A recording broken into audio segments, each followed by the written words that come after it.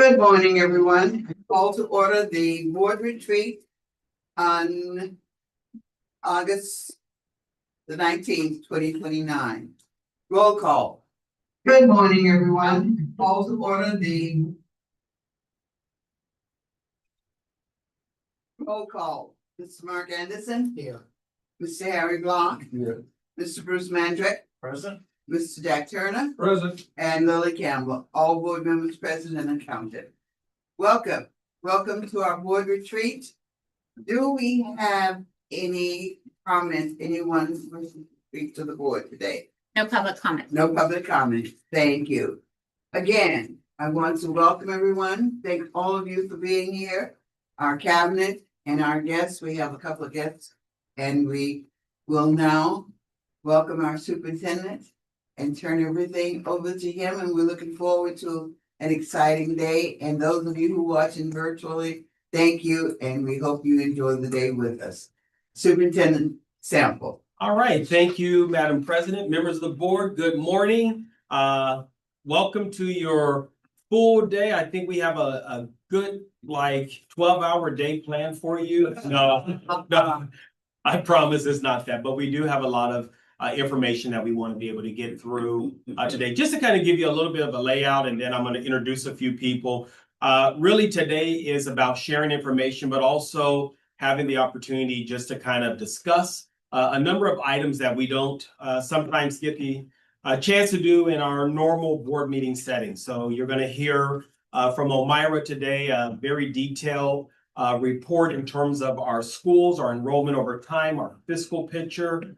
Both Elmira and I, in some configuration, will share a little bit of the landscape or the environmental scan of what's happening in education. Dr. Gold is going to share with you what's happening with our professional learning department as we continue to build our internal capacity to move from some of our external contracts that we have done through the years. Assistant Superintendent Elliott is going to be sharing with you really what we're doing externally facing for the organization and how we're setting ourselves to be successful on the outside. And then the Ed Services team. So I want to just make sure I mention that Assistant Superintendent McCoy is not with us this morning. She has I guess I really shouldn't say that on public because of HIPAA. She is not with us. She's sick. I'll say it like that. But we definitely are thinking about Joy. She's done a great job of preparing her team. And so her two directors, Director Cal and Director Dillon, will be here later on to present Ed Services updates. And then we'll spend some time just getting some feedback from you as a board on a few of our organizational wide items. So definitely a very packed day, but I think it will be beneficial as well as helpful for the organization and our future. With that being said, as kind of part of my superintendent's report today, I want to introduce to the board three amazing administrators who are new, with one promoting on our team as we continue to build a very strong administrator team of principals leading our schools. At your last board meeting, you approved these individuals on your consent agenda. And so I want to take the opportunity to formally introduce them to the board. First, we have Kayla Vermeulen, who is she is really not new to us. She was the vice principal at CCCS TK8, as well as instructional coach, teacher, and bottle washer and chief cook. I mean, Kayla did everything over there at TK8. Now she is leading our Connections Academy at Gateway, which is a program of CCCS. It is our homeschool program, and so we're very happy to have Kayla here with us. Next, I have Dr. Carla Galbraith, who is new to GCC. She, I guess I could say it this way. She briefly was at CCCS TK8, and then 2 days later, she was quickly moved to Higher Learning Academy as our new principal of HLA. Dr. G brings a wealth of knowledge and experience to the role, having spent some time in Vallejo, as well as with one of our partner local charter management organization, Fortune School, and so as well as Elk Grove Unified. And so we are honored to have Dr. G with us, and so welcome. Welcome. And Dr. G brought me a shirt today, which I like. It says Superintendent Dad, and I think it's what do we call it? The ranch? Yeah, Rancho del Paso. Rancho del Paso. Start calling it the range. I think they're trying to have some type of way to know if I'm on campus as the superintendent or if I'm on campus as a dad. So I think they're trying to, it's a subtle cue to be like, so who are you here today? And so really welcome Dr. G to the team. And then finally, we have our new principal of CCCSTK, Mr. Matthew Ryan. Matt comes to us with a wealth of background, particularly in instruction and technology, as well as has been with Natomas Unified Rescue Union. Thank you. And was also a teacher. And so we're really excited about the work that he will be doing to really take our TK8 program to its next level. As you know, we've always looked for ways to continue to build that program. And I really have a huge confidence that Matthew is going to do that and take us to the next level. So welcome, Matthew. Thank you. I think I kind of told them that we were expecting a word or two, not a dissertation. Okay, well then, I come did on say up. a word or two. What resident said you won't give it a word or two, so. But I didn't want to say that. Just a word or two. Okay.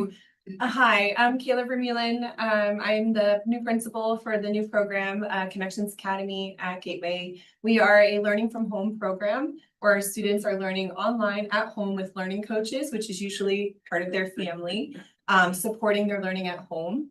And then our credential teachers really support whole group virtual lessons to really enrich the students who are excelling above standard, or intervention lessons to really hit the kids or like to touch upon the standards that they are struggling with. We are growing very fast.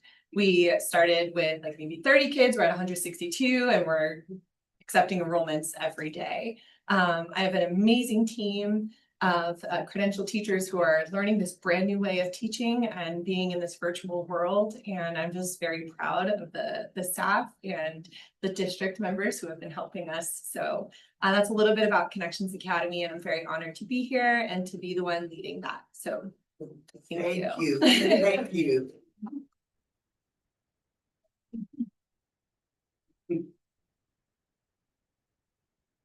Good morning, esteemed board members and our superintendent.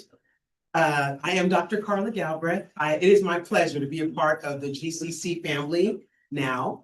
As our superintendent stated, I have about 11 years in Elk Grove as an administrator, then hopped over to Vallejo for about 6 years, but I'm born and raised here, right down the street in North Highlands, graduated from Highlands High School.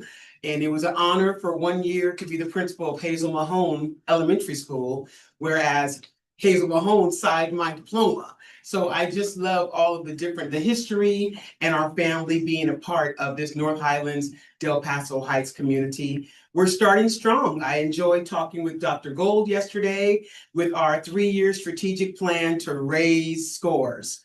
We are an IB elementary and we want to keep it that way. So we have work to do. Everyone is so kind. I don't know if that's because I'm so wonderful or because we set up something, but I must say, for those of us in education, sometimes it's not very nice, but everyone is so kind. So we're launching our 3-year strategic plan, data, and being a good neighbor with Futures right on the same campus. We started a little slogan that says, go to HLA, go to Futures, go to college. So I hope it works, but we got to try it. So my pleasure. Nice to meet all of you. Thank you. So much.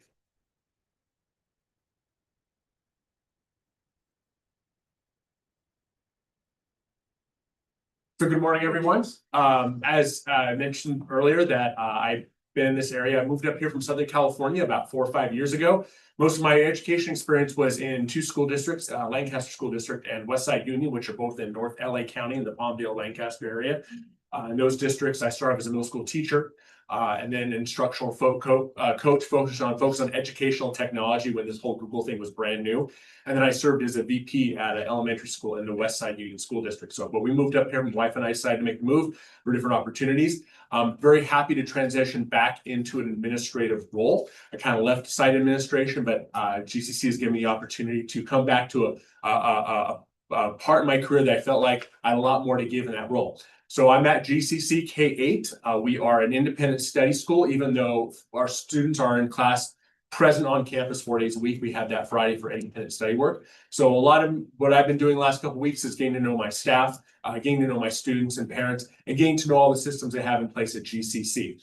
That's sort of been my crash courses, learning all the documents we have for the district safety plan, binder, all those things, learning about those things. But so far, I really like my campus. What I really like about GCC is that they've really built on PBIS and capturing kids' hearts. That was something I was very familiar with back in the Lancaster School District. We had just started to roll that out.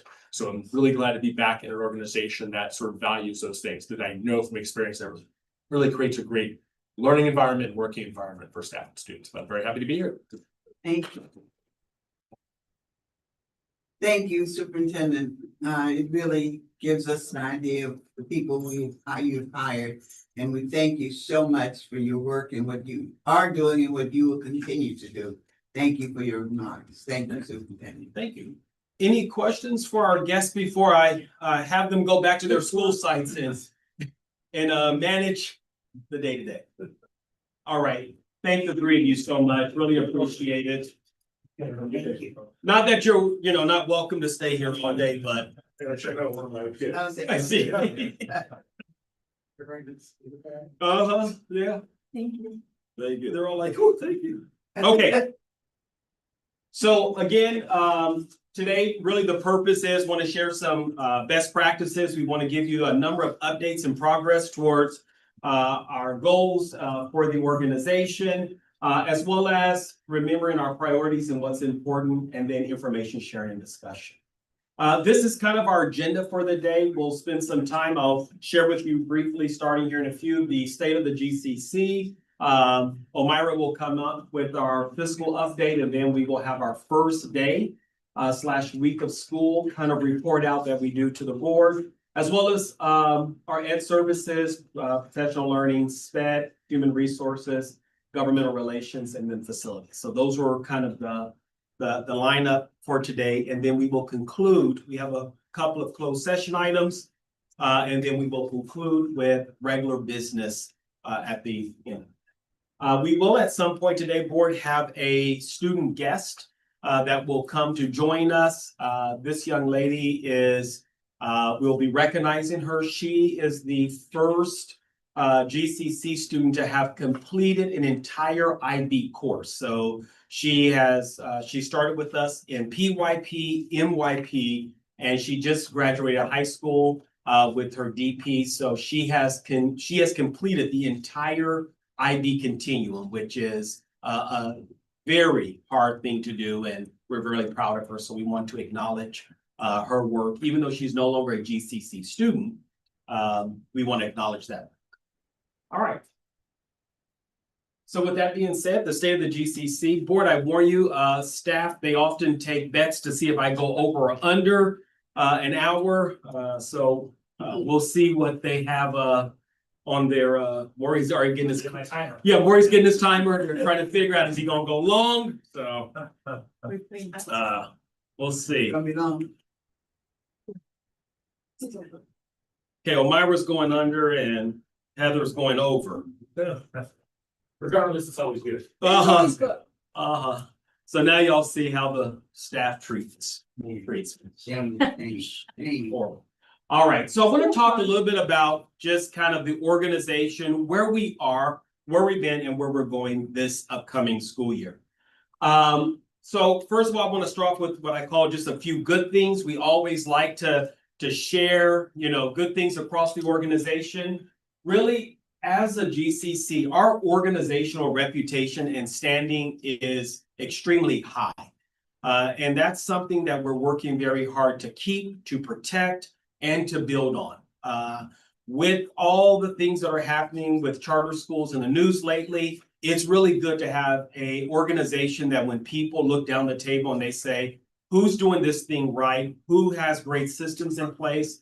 It's GCC and it's Gateway. And so very proud of that. And that is not something that is done by staff alone. It is also done by the five of you with your fiduciary responsibility, your fiscal oversight, questioning our processes and holding us accountable. All of these things have added to our reputation as an organization. And so it's something that I share with the administrators, that I share with our leadership team, and that I share with you, that it takes all of us to keep an organization with this type of a reputation. And I'm very appreciative of that. This year, we continue to move into our community schools implementation, and that work is going to be led primarily by Assistant Superintendent Elliott as we continue to really go deeper into serving the needs of our community and understanding that when GCC was started, we were place-based. We were strategically located in communities that had very little and had no choice. And so we have been able to bring choice and options,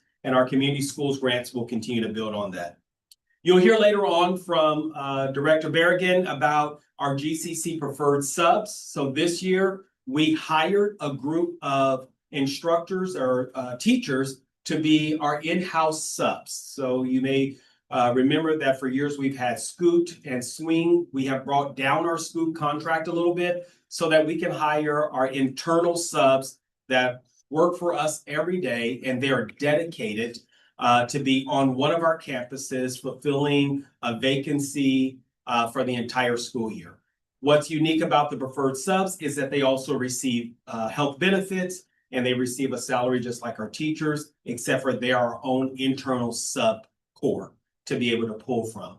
That's going to help us a lot with the vacancies and trying to fill. Subs are so hard to fill right now, but having a group of instructors that work for us, that is our subs, I feel is already paying dividends in that area. And then we continue to build sustainable connections with higher education.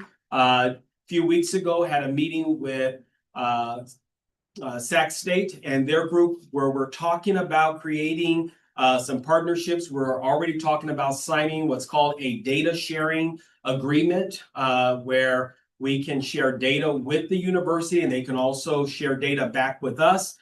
This is something that is being very touted around all of our other school districts. By the way, we will be the first charter school in the state that they have done this work with. So very proud of this because they don't understand charters. And for us to be at the table to make this happen is going to be huge. And not only will it benefit us, but it will also open doors for other charter schools across the state. But we're first looking at this agreement. We already have some partnerships through our CCR, College and Career Readiness Department with Los Rios Community College District, but really looking forward to this piece with Sac State. One of the other unique opportunities with Sac State that I've been talking with their president's office around is a degree completion program for our parents.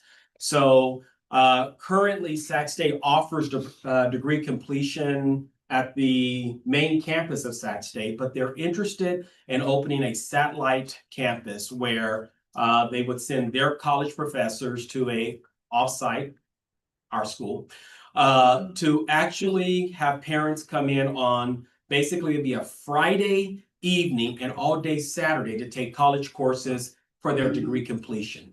We know that if the household, if mom and dad has a degree, their child does better in education. So we're really excited about this. And once again, this will be the first charter school that the college has done this work with, and we're really excited to see where it goes. We continue to have significant facility support over the summer and our school breaks, really looking at how we maximize downtime. Omira has been working very hard with our facilities team to say, if kids are off campus, we need to be doing something. And so every break, every schools out, we have staff on campus doing facilities work. And again, we can't stop all things. As the board knows, we had the issue with the Epic HVAC system at the start of school. They are still working on that final compressor, but we have 5 of 6 that are all up and functioning 100%. And so they'll keep working on the replacement of that final one. But we are happy to have our students back in the classroom in a cool environment. And then finally, it goes without saying that we continue to have a high level of board engagement. Your engagement has been noticed and noted amongst our staff as well as our community. And again, that board engagement goes back to that first bullet on this good things slide. It adds to our reputation as an organization that we have the quality of board members that we have. Our mission and vision as an organization really continues to be to the core of we're here to create school choice for students and communities that oftentimes don't have that choice. And so our mission and our vision continue to be the driving force behind the work that we're doing today and every day. Last year, really, it was how do we as an organization team up and work across schools and work together to move forward our mission and vision. And I hope that as I move through these next slides, you'll see how we're trying to elevate our impact as an organization. So this is who we are. We are now at just a little bit over, at our highest point, 5,800 students. As you know, we're a little bit lower as we start the school year. Omar will talk about that, but as we go, obviously our numbers grow, in particular with our non-classroom flex-based schools, hybrid schools. We're trying to find the right name for them. Our demographics actually does continue to shift, and that we are serving more Hispanic and an increase in our African American and Asian populations. While they may seem low, I will tell you from where they were when we first started doing these charts, we have actually seen growth, particularly in the Hispanic population of our demographics. So we see that our demographics are shifting as an organization. We still have over 2,700, so about 50% of our population is still English learner students, which again requires more resources and supports to be able to serve those students. Over 5,000, and this is a new stat, but over 5,200 of the 5,800 are students who are in low socioeconomic development, so low socioeconomic, as well as English learners are foster youth. So again, we are serving a significant at-risk population, and that's who we want to serve, but it really tells a story. Today, you're going to hear from our Director of SPED and Student Services about the percentage of SPED students that we're serving compared to our neighboring districts. In one of our areas, we actually serve more SPED students than even our districts or the state. So this is who we are really beginning to work with, and that tells you a little bit of our significance, why that next bullet of 3 community schools consortiums is so important. We have more needs, so therefore we have the need to serve our students more. So that's why our community schools grant and that work is very important. And then we have 8 neighborhoods that we primarily are serving, and these neighborhoods are some of the low income and high crime neighborhoods of Sacramento. And again, that's us being place-based in these communities to be able to serve. We continue to offer 3 IB schools and 5 extended day programs. With a couple of our programs, how many, Dr. Gold, have a morning and evening after school? 3. 3. So of the 5, 3 of them actually have before school and after school for our families, which I will tell you for working families, that's a huge benefit. But ultimately, that's why we're all here. We're here for the students, and that's the work that we're doing. So this year, what you're going to hear around the GCC is that this is the year of the student. One of the things that we found very early on is that COVID caused education, period, to move from focusing on the needs of students to focusing on the needs of regulations, the adults, health. And what it has done is it's kind of changed the focus of education overall. So this year, our laser-like focus is it student focused, is it student driven, and is it student centered? Is it focused on the needs of kids and their needs? So this is really where we're driving this year is our students. And then to help our students, we need to build these people up, our staff. One of the things that we're proud of in terms of what we did or what you did as a board is last year you approved one of the highest raises for our teachers. What that did is it moved us from being around the 5th and 6th highest paid to being the 3rd, with Twin Rivers being first, Sac City being second, and then Gateway being the 3rd in terms of districts and organizations for teacher pay. And I will tell you, we're not too far behind Sac City, but we're higher than San Juan, Folsom Cordova, and many of the other districts, El Grove, which again, I feel like is helping us with our recruitment and retention of our staff. So in our organizational cycle, it's almost kind of this thought of, so where is GCC and where are we going?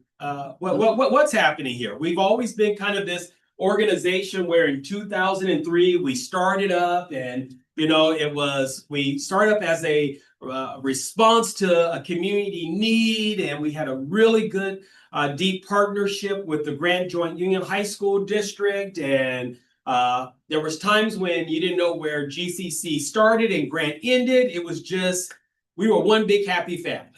And so that was kind of the startup of 2003. And then we went through a stage of what I call rapid growth, where we went from that 300 student organization to all of a sudden about 2,000 students. And in 2007, we brought on all of these other charters, including Sacramento Academic Vocational Academy, Higher Learning Academy, Phoenix Rising Academy,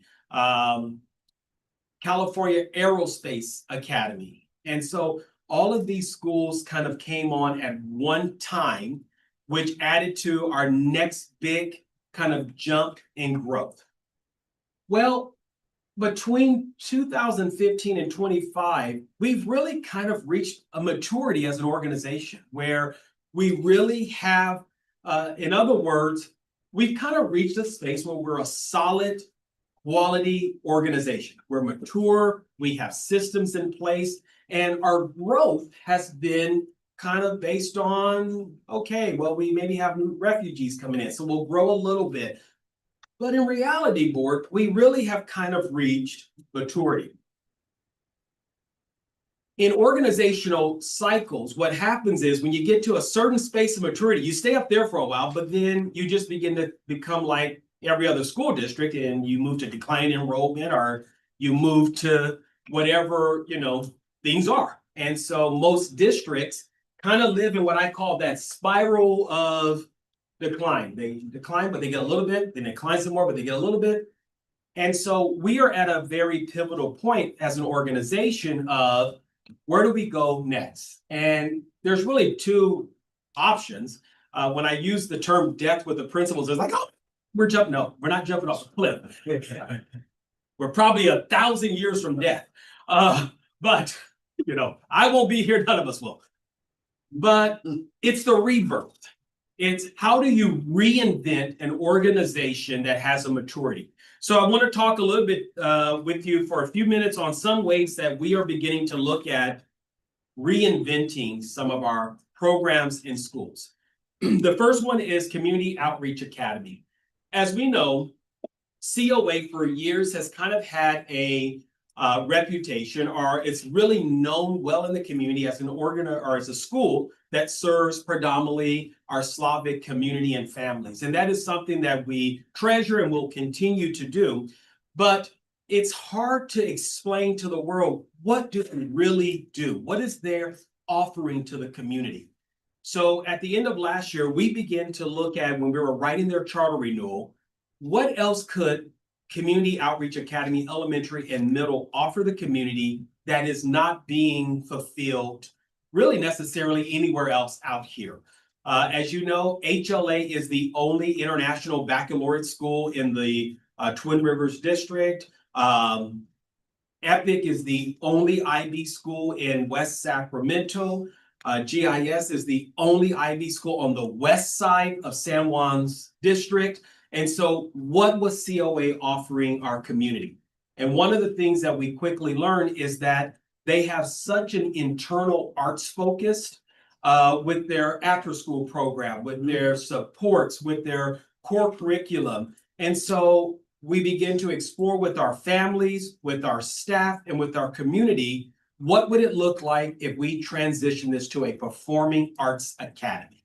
And so that is the work that we're beginning to do with COA Elementary, is to move it to a visual and performing arts academy, where you really, when you come there, you're coming there to have the core curriculum, but you're coming there to learn the arts. And so that has been something that has really been received well with our community, well with our authorizer, broadly, because it's now given that school a true purpose.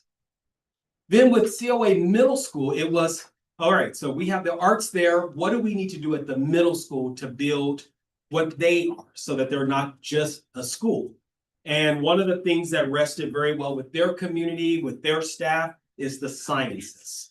And so, as some of you know, for years, COA Middle School has had the Project Lead the Way program. They've had a lot of pre-engineering. They've done a lot of with the maker spaces. And so to move them to this place of being an Academy of Sciences really is one that spoke to our community, and it marries well with the arts. So you have, you know, the arts in K through 5, and then you move to the sciences in 6, 7, and 8. So then where do our high school kids go? What do we do for the high schoolers? Which was kind of the third piece of our rebirth, was transitioning Futures from just kind of being known as the comprehensive high school. Because for the longest, that's all Futures was. It was Gateway's comprehensive high school. And it was, what is their uniqueness? And so Futures this year transitioned to early college, meaning a student will be able to either graduate with their Cal Gets or their transfer certificate, or their AA degree right out of high school. Thus, when I go back to those partnerships with higher ed, that's why that's so important. One of the other things that we're working on with Sac State is guaranteed admission for future students, so that when you walk across that stage, you are guaranteed a seat at Sac State, Stingers up. So this is all the work that we're doing to create what I call an identity for that stream of schools that really for years, since we get back here to 2003 and 2007, has not had a very defined identity. SAVA has an identity. It is career technical education.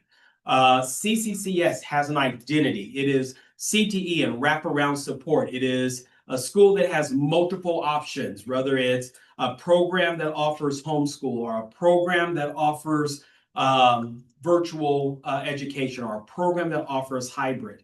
And I've already said with the other 3 IB schools, they all have a purpose. These 3 schools did not have a defined purpose. So board, you're going to hear a lot of us talking about the arts, the sciences, and early college for COA, elementary, COA middle, and futures. With that kind of rebirth, it is our hope that we will begin to kind of be able to market the schools different. We'll be able to recruit more teachers who are interested in these areas, and we'll be able to serve our community much deeper. We have at COA some of the most beautiful performing arts facility. It's called a theater, and we want to put that to usage. And if you look at your events that you have, your calendar of events coming up, you'll see such things as fashion shows. You'll see a arts extravaganza. You'll see a lot of things this year. Even their annual multicultural fair that they've done for years. We're changing that this year to be the Festival of the Arts. And so you'll see more arts on display. I'm very proud of the work that all three of these schools are doing to really reinvent, rebirth, and recast themselves for our community. So I want to talk just a little bit about organizational structure and supports. I oftentimes like to spend this part of the presentation just sharing with you, the board, where we are organizationally, how we're structured. Really, for me, it comes down to three main core teams that drive the work and the day-to-day operations. The governance team, obviously, that is this group. It's the five of you and myself that we really do work together as a team to hold the organization accountable for the fiscal oversight, but it's also your vision, your words, your thoughts also help drive the work that we do every day. So I never want to downplay that your role as part of this team moving us forward is so critical and so important to the work that we're doing. Also, I have to say, and I mean this sincerely, I probably have one of the best boards in all of Sacramento because we work well together. And I think that's one of the best pieces of a governance team is the ability to work together, to dream together, and to move an organization forward. And I will tell you, Director Turner and I often have conversations that we have quietly become a district without knowing it. But we really are. And as Elmira talks later on about the fiscal picture, you will see how we have quietly become a district. The next is our superintendent's advisory team. These are the individuals that meet more regularly with myself just to kind of help lead the organization and drive. We have ed services, external, learning, our comms, our special ed, our HR. Really, this is the group that I call it is the core operators of all the work that we need to do to move the organization forward and to ensure that everyone is effectively served. But without these people, these are all of our directors. This is our Director of Data and Accountability, our Director of Business Services, our Director of Facilities, our Director of Independent Study Compliance, our College and Career Readiness Director, our Director of Academics. These directors really at the core are the ones that's helping to run these various departments so that we are able to function and that we're able to serve our schools. As again, we are a very complicated organization in terms of our structure and the work that is required to be done. So how that kind of looks and plays out is this. I call this the web chart, but we have here Assistant Superintendent Elliott, who really his core function is everything that I call is external. So our community engagement department, our communications department, our community business advisory council, our foundation. Maury will be working with me around growth and new market alignment or development for us. He does have some of those fun things like the CONAP and websites and LCAPs. See that big smile on his face? It's but it's also, FPM. Thank you. But it's that external work that is very necessary, and he'll talk a little bit about that a little bit more. On the other side of the house, we have Assistant Superintendent Takoy, who is overseeing all of our ed services departments. And that includes not only the ed service department, but also school leadership and our administrators to really ensure that we're getting that one singular voice for our principals as we drive kind of the organization and them to the next level. That includes our SPED and student services, as well as our academics and our independent study compliance. As you remember, one of the requirements that we had from one of our discussions with CDE earlier this year is that we need to have an internal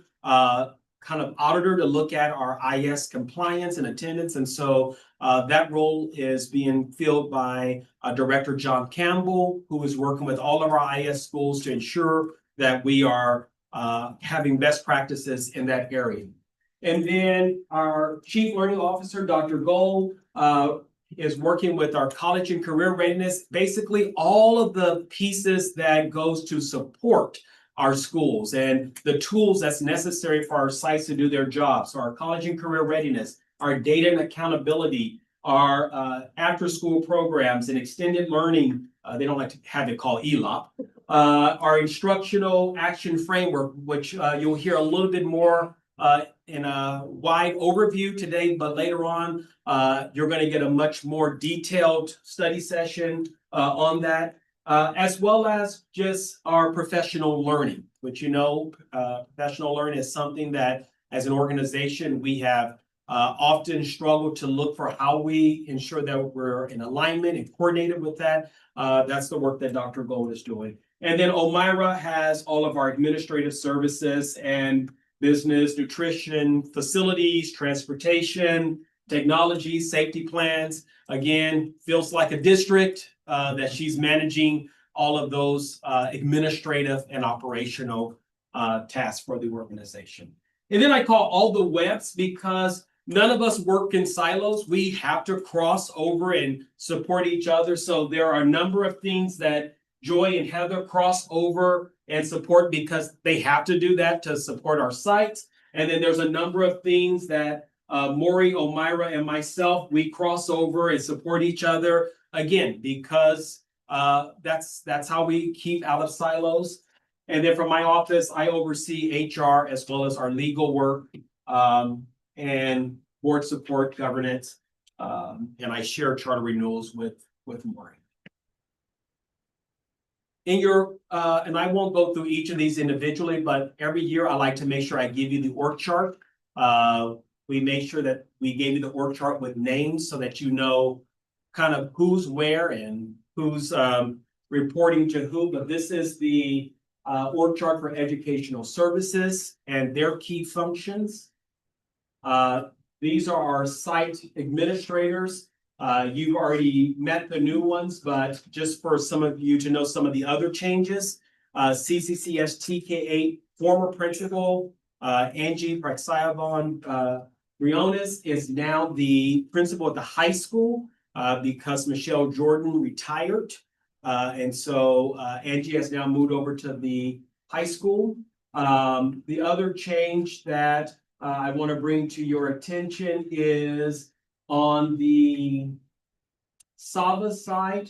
Last year, you may remember our vice principals were assigned based on kind of areas. So we had a VP of CTE, a VP of facilities, and there was one more, and a VP of middle school. This year, the VPs actually have been assigned directly to a campus to support a principal versus kind of a area. So that's the other change. And then you've already met Dr. Galbraith as well as Mr. Ryan and Mrs. Vermeulen. External relations, and again, this is Maury's team and the group that he's working with, our comms department, as well as our community engagement department. He will share more about that later. This is Dr. Gold's team, again, overseeing our professional learning, our data and accountability, as well as our college and career readiness team. And then this is Omira's team, again, having now the added responsibility of transportation and, well, nutrition has always kind of lived there, but I will tell you our nutrition is getting a little more complicated, and Omira is managing that with her, and right now just her two. So one of the things that oftentimes everyone says is, oh my goodness, the central office is getting all of this, they call it central office bloat, where they get all these people, they're only hiring people to create work for us.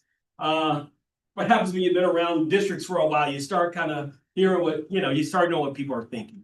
So one of the pieces that I presented to the principals and I want to share with you is really how we are building the central office. We're not building the central office on the general fund. We're building the central office on grant funds.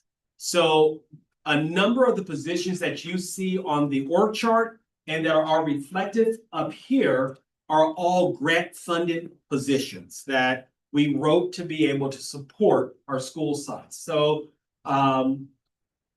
you'll see here, our community schools grant actually supported a number of positions. Our CTIC, which is our CTE grant, supported our Director of College and Career Readiness, as well as our Work-Based Learning Coordinator. Our CYBHI grant is the one that's funding our licensed marriage and family therapist, as well as our community outreach specialist.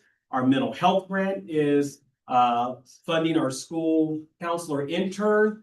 We have a number of SPED grants, the mental health grants that are supporting the growth in our SPED department.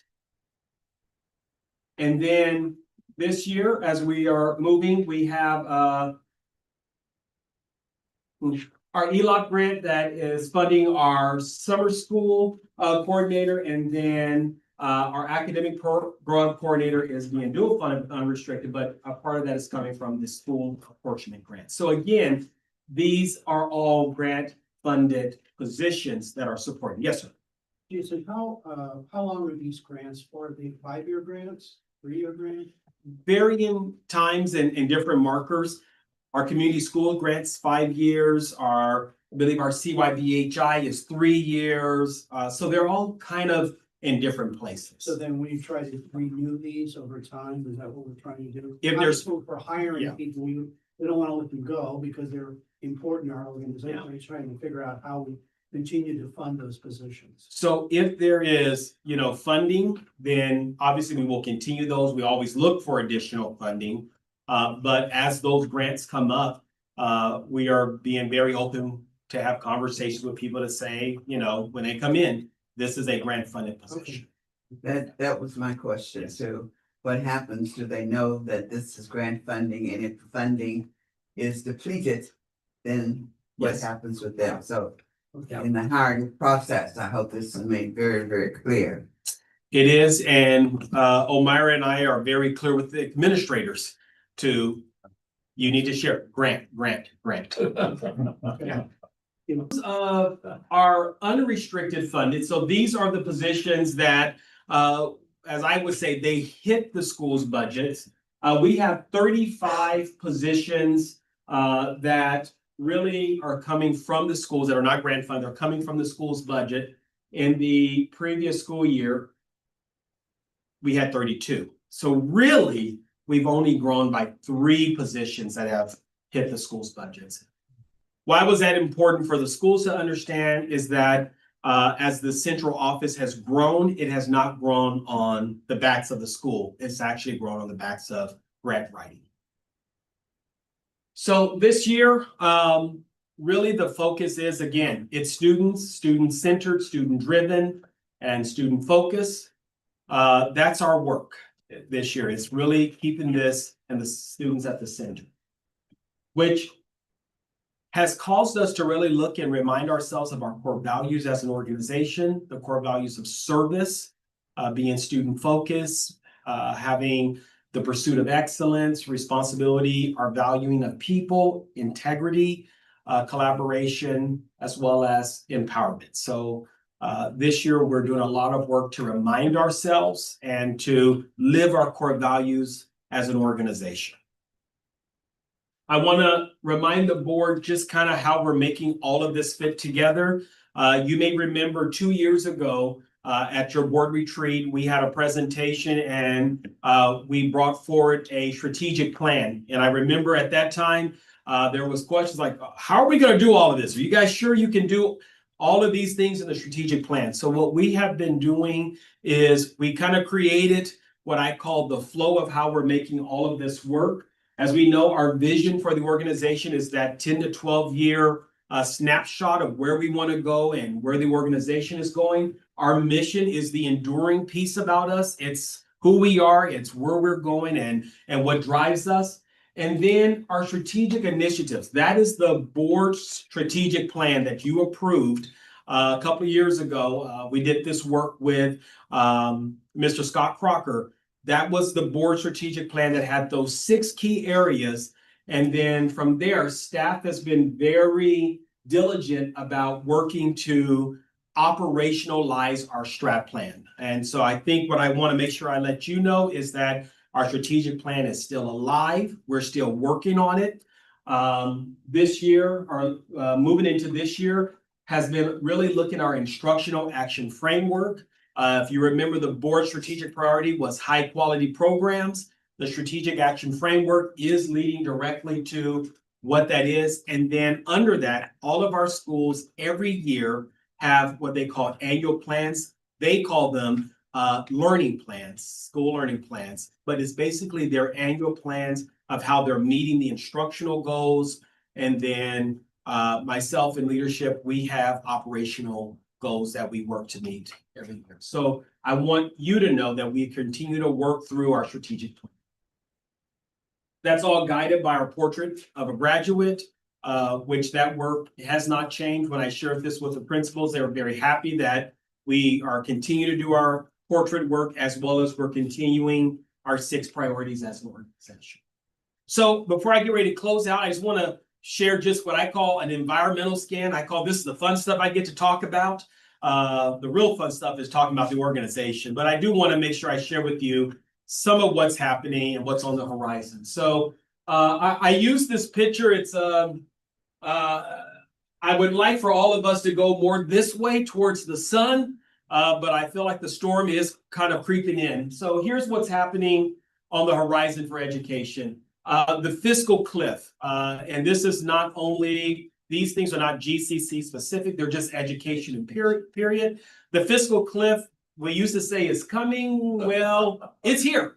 Not only have we dealt with that, but every other school district, school system is completely dealing with this new kind of cliff that we all knew was going to happen one day. We knew that at some point we were going to have to not have these one-time dollars. And so Omira and myself have been warning administrators for a couple of years, say it's coming, we need to plan, we need to tighten. And so I think we are well prepared to weather this storm. Chronic absenteeism continues. I will say this is an education-wide issue and focus. We internally continue to work very hard. I know our community engagement team has some plans, and again, Maury will share more later of how we can really work hard to ensure that we are getting our kids in school. I was on the radio program last week, and one of the big things that I hit very hard is you got to be in school. If you're in school, then you're learning, and that's kind of our message. Is it's not about the dollars that we get for you being here. I really care more about the education that you're going to get. So if you're not in the seats, we can't educate you. So that's the message that we're giving parents, and we're driving that home. There are quite a few what I call shifting HR priorities just across education, period. In terms of new rules, new regulations, a shrinking workforce, people now a little reticent to go into the field of education. And so we are working very hard to just watch that ourselves and what that means. And then obviously there's a shift in economy. Some days the economy is good, some days the economy is bad, some days the economy is great, some days the economy is not so great, some days the economy is beautiful, some days the economy is ugly. We don't know, but it's a lot of pendulum shifting.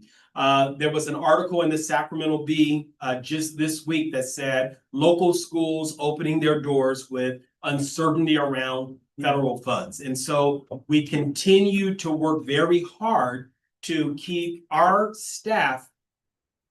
Omira and I, we're going to worry about that all day long. You guys, you focus on educating kids. Omira and I will worry about the shifting politics and things like that. And as much as I say Omira and I, the 5 of you, Omira and I, will worry about that so that our staff is really able to stay focused on educating our students.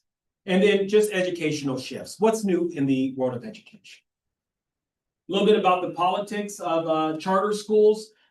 Really, we have what I would consider not necessarily a charter-friendly legislator, We have the effects of AB 84 and 414, which you'll learn more about. That's really looking at auditing around non-classroom based schools. We have the continued unionization of charter schools as well as federal politics that kind of impact charters. So really in the charter world, this is considered the perfect storm because we have a number of things that are all happening at one time. But I think as an organization, we're well positioned to deal with it. Shifting political landscape on the national sense, school choice is a debate on the national stage, as well as vouchers, and religious charters. All of those things are on the national stage that we're having the opportunity to share our story about, as well as presidential election politics, and most notably that being the closure of the Department of Ed and what that means for us as those dollars are sent to a state that has not traditionally been charter friendly. And then the shifting political landscape on the local scene. We just have a lot of new legislators, and that's a little bit of our work externally, is how do we build relationships? The other part of politics for charter schools is charter schools have been in the news a little bit lately. I was more out there with the administrators, but I'll say for this group a little bit lately. There's been a number of issues that charter schools have kind of appeared in the news for, such as fiscal issues, investigations into enrollment, staff concerns, fraud, conflict of interest, non-credential staff. And so we are very attuned and very cautious as an organization that these are things that we look out for, we watch, we have internal controls, we have internal systems to be able to manage our operations like this. I was having a conversation with a legislator staffer the other day, and we were having breakfast and we were talking a little bit about charter schools, and I shared with them one little fact about us that they said, oh, that solves a whole lot of issues. And that is that our funds are housed in the county treasury. And so they were shocked to know that we went through all of the same checks and balances that every other school district does. And yes, it does sometimes cause a little more extra work for Elmira and her team to have to do it 9 times. But at the end, it really has created a layer of protection for us as an organization. So that is something that we're very happy about, as many schools find themselves in the news. And then the other piece of the landscape is just this shifting. There's always a federal something, executive order or something to bill. So the biggest one that I want to share with you is executive order 14242, which is basically the start of the kind of dismantling of the the federal Department of Education. So the biggest piece that I share here is right now, this is of course being litigated through the courts, and it will continue to be litigated. But I think what we are seeing on a national standpoint is, while the federal government may not officially close the doors to the Department of Ed, they're going to begin to send a lot of those funds that were at the federal level to the states. And they're saying the states then can administer those out. We're watching that very closely and what that means for us and the federal dollars that we receive. Once again, this is something that is not only being talked about in the legislature, the news, but also the courts. And so ultimately, I think the courts will say something. And I like to kind of put this up here. Well, Elmira looks a little different there, but really in this time of cuts and everything, the true winner right now seems to be HR, because every time we look, we need to fill vacancies. And so we look at Elmira and she's just kind of like, nope, nope, nope. But HR is saying, yes, yes, yes, give me more people. So that's kind of the humor behind it. And, you know, as the superintendent, I'm just calling who the winner is. But really, I put this up here in a comical way, but I put up here to say that Omira, Laura, and myself are working very closely on all of these staffing decisions and all of these staffing moves, because the three of us in particularly have to be in lockstep with each other. I pulled this quote from here on staffing with caution for the 25-26 school year that we've been living with. The big thing is there, when the CBO communicates that the funding is temporary, believe them. So that's kind of the work that we have been working to ensure that our principals understand, is that if Omira says it's temporary, by all means, folks, let's believe her.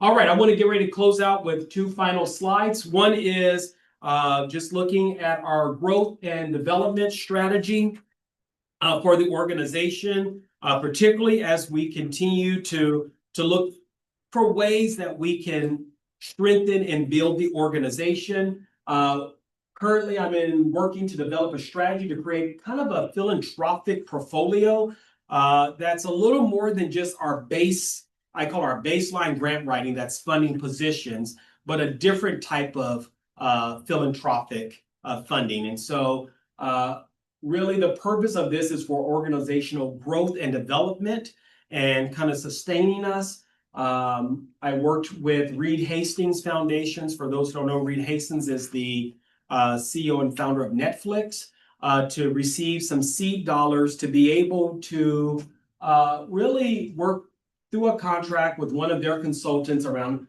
developing what a strategy could be and to begin targeting some fun, they call it deployment. I've learned so many different new words.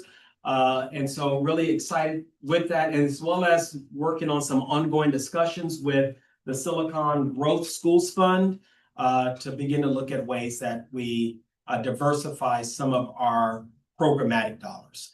Why those dollars are important, as we know, it takes significant dollars if we want to open an IB high school. We're going to need significant dollars to be able to launch that.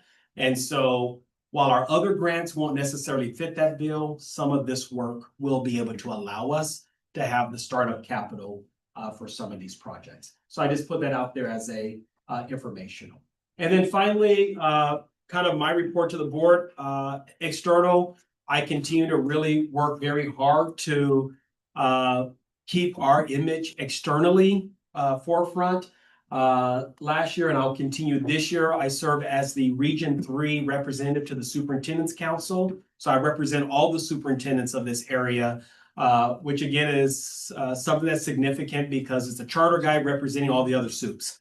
I think that that's extremely important, and it creates a level of access. I'm serving once again as a member of the FICMAT board, which again, I think not only gives us a little bit of insight into our work, but it also has created a level of insulation and protection. A WASP commissioner, a board member for CCSA, the statewide organization, CBO mentor for CSDC, as well as some of our local items, Sacramento Police Commission, Twin River School Housing and 7-Eleven Committee.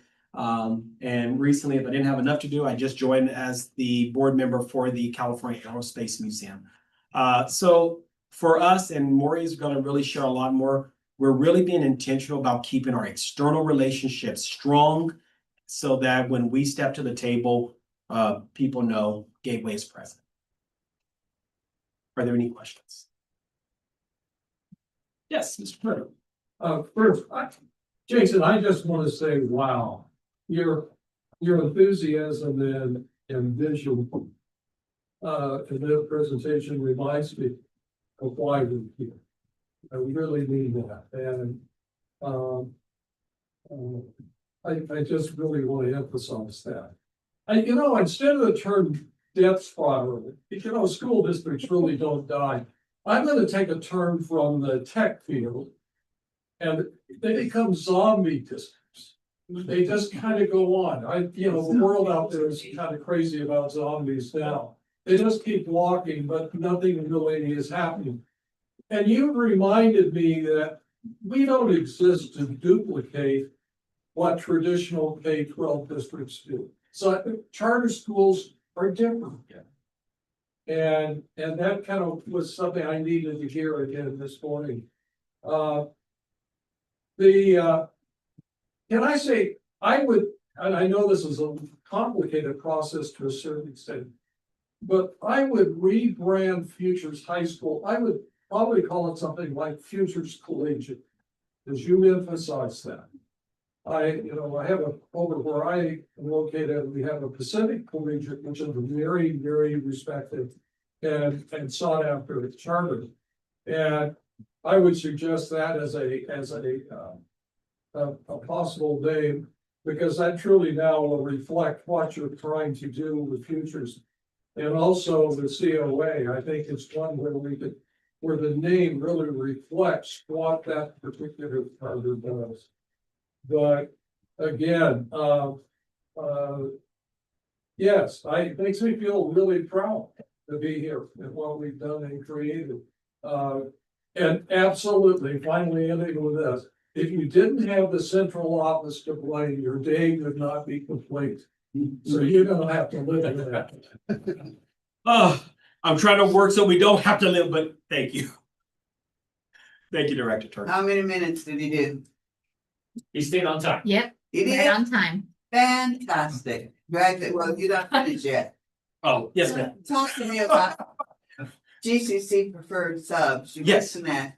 So tell me a little bit more on how that works. Is it one in each school, assigned each school, or what happens there? Yes, so I will leave a little bit of the excitement of that to Director Berrigan doing her HR report, but basically what it is there's one that is assigned to Okay, each school. fantastic. And again, their job is to fill any internal sub vacancy. So And here's they what go we found each it day, every day. every day Yeah. for that particular And- school. And that's what we found. Every day, there is a need for a sub in the Yeah. GCC. So why not hire these people as full-time employees? Because they're going to fulfill a need every day. Now, if there's not a need at Futures, can I use them at COA? You Can I can use use that person at COA? Absolutely. You can use them at COA, you can use them at HLA. Right, But they have a central place that they're located, but they can be used where. all the way there's across a the need. GCC. Okay, Yes. all right. Oh, you answered about the grant funding. That was one of my questions that I wanted to know. If people understood, Mhm. once the funding goes, I might have to go to. All right, yeah, You talked about the focus, arts, science, college. When you really get these kids interested in the arts in the primary level, how do you follow up with that through these, even though the focus, the science added to that is fine, but how do you keep that focus for kids that really have developed in that? No, that's a great point. It's something that Larissa and I've been talking about is, as they go up, do we begin to look at creating something new? Again, that becomes that rebirth of something. Right now, we're looking at just continuum art science college. But yes, Bruce, we have thought about what happens if you have a student in high school who wants to really develop the arts. What is our option? So we are looking at some strategies. Dr. Gold was shaking her head, so she's already thinking. Just a quick question, how big are we student-wise in Sacramento County? In terms of relation to other Yeah, charter systems. no, in relation to other school systems. Oh, so we are now, don't quote me on this, but I'm about to be on video. We are larger than a lot of the smalls, larger than Robla, larger than some of the other districts. So we would be considered a small unified. That's 5,000. Thank you, that was very, very We serve Very. in the county office of Ed. informative. Thank you. All right, any other questions? Okay, so with that being said, I gave the happy part of the story, the joy. I now introduce Omira, the CBO, my I don't want to say partner in crime, but Omar and I have been spending a lot of time lately working together to really I think right size the organization, but also to keep us fiscally strong. And so I wouldn't want a better number two doing this work with than Omira because it's been a lot of work and I think she's made some principals mad and had to come tell me, all right, Jason, here's what I told them, back me up. And, you know, it's the right thing for the organization. So with that being said, Omira. Yeah. Good morning, Superintendent, Board President, Ms. Campbell, and trustees. I'm glad I'm in the morning and not in the afternoon where you guys are tired and talking about numbers. So we'll get this out of the way early before lunch. So let me get started. I have a feeling I'm gonna go over, so thank you, Jason, for staying on time. You're welcome. Okay, so part of our agenda, we're gonna be talking about the enacted budget, what finalized in July with the governor's budget, the one-time funding, enrollment trends over time, ADA projections, multi-year projections by site, and then just looking ahead what's out in the landscape. Some of the key drivers in our current economy are the inflation, labor market, consumer spending, the tariffs and federal policies, geopolitical tensions, and then monetary policies. In the labor market, unemployment has risen to 5.3. In the last 4 months, 50,000 jobs have been lost. So that's significant to just kind of know and keep looking at what's happening in California. California gross domestic product is expected to continue to trend downward in the short term. Domestic migration, this was an interesting point that they say that the state population is expected to increase in 2025, 2026 and future years. So I found that pretty interesting with other updates that we were actually losing this population in California. The other is the inflation is expected to peak at 4.2, so the consumer price index by the end of 2025. And then also housing, new permits in housing remain flat. And that's also because of the cost of living and just the unaffordability in our state. This is a slide on the big three taxes. I always like to show this slide to kind of show where we were in January. So governor's budget on the far 3 columns, that's 25-26. You can see that we were at 206.3 billion and we are now at 196.5. So there is less money for education and that's just the reality of where we're at. Corporate tax has significantly dropped. And so that's probably companies that are moving out of state due to not liking California for whatever reason. Personal income tax is also down.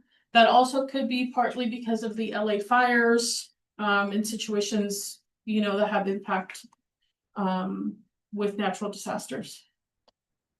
And California's weather. So I thought this was an interesting slide since we're a sunny state and it looks gloomy. So some of the risks is that our state is in a structural deficit through 28-29. We have a lot of things going on the federal side of the house. Tariffs can reduce state revenue by over 15 billion. So that's significant to note. And then also DC pushing some of the responsibilities out to states. So we could be seeing some changes in our near future. Also, just to know, another risk that's in our horizon is that we have cash deferrals in June of 2026 of 2.9 of our state aid moving into July of 2026. And they shared this slide again with different little clouds one of the new clouds shows that the stock market is being impacted by the trade policies, so that's important to know what's happening with our economy. Also, increased costs, our COLAs are low and our enrollment is declining statewide.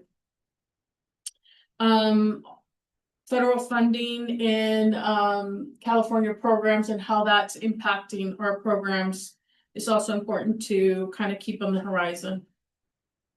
And then the structural state deficit, they just included it again, so that's important to just know that the state is struggling and they're running on a structural deficit. Federal education budget update, so we have President Trump non-defense spending proposal would reduce, they're trying to reduce 163 billion from the 2025 levels, including education spending. So they are looking at reducing and figuring out how to reduce. So there has been a lot of talk about Title III being eliminated, Title I and special education, that is protected funds. So that's the very first bullet. They're looking at also consolidating the rest of federal funding and maybe looking at some different type of model of how that will come down to the states. And so that's important to just be aware that that's happening and that there's risks there in terms of potentially losing funds. I've stated some of the impacts to GCC on the different programs that we have. Some of the ones that I don't know exactly how they will be impacted are the last couple bullets. With the school improvement funding, we have 4 of our 9 schools that receive that type of funding, and it's significant. It really helps them. We are looking into Medi-Cal billing. There's been a lot of conversation that that's one of the areas that might be reduced. Student nutrition funding impacts all our schools, even though we are under Twin Rivers umbrella for 4 out of our 9 schools.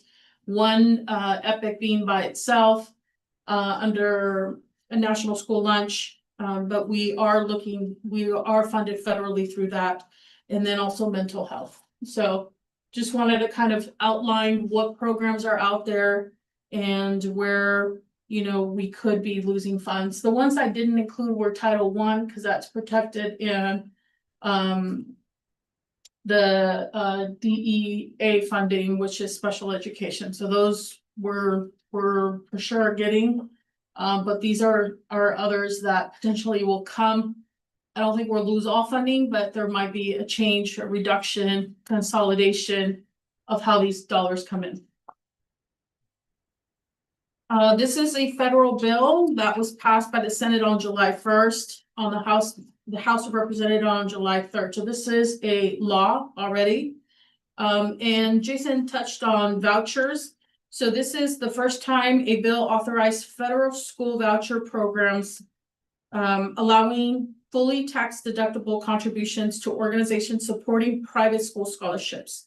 This program costs $26 billion over 10 years and might derive funding from public schools. That's important to know, right? They're funding another program that's going to take away from potentially public sectors, education.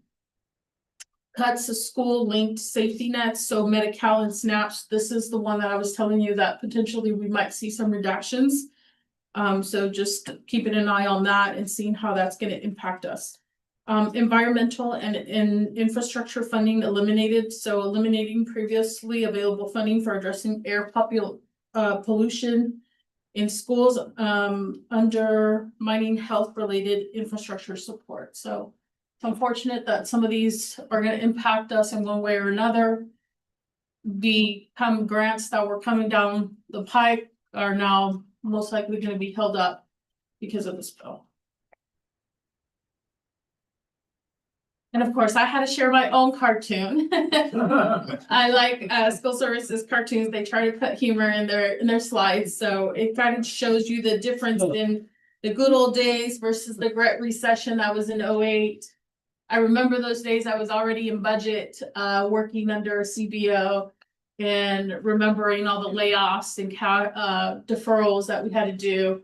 And now they have a new term for us, and it's the noble times of And the definition of a new and unusual kind, different from anything seen or known before. So yes, there's a lot of things happening in the federal level that's impacting us. We have the cliff, so we're losing a lot of one-time money. And I'll talk a little bit more about some of the challenges CBOs across the state are being challenged with. And this is a slide on the repayment of the 23-24 obligation. As you guys remember, there was a term called the maneuver that the governor tried to do. There was a settlement with CTC in terms of maintaining a maintenance factor of what they had to pay us back in terms of overstating their revenue.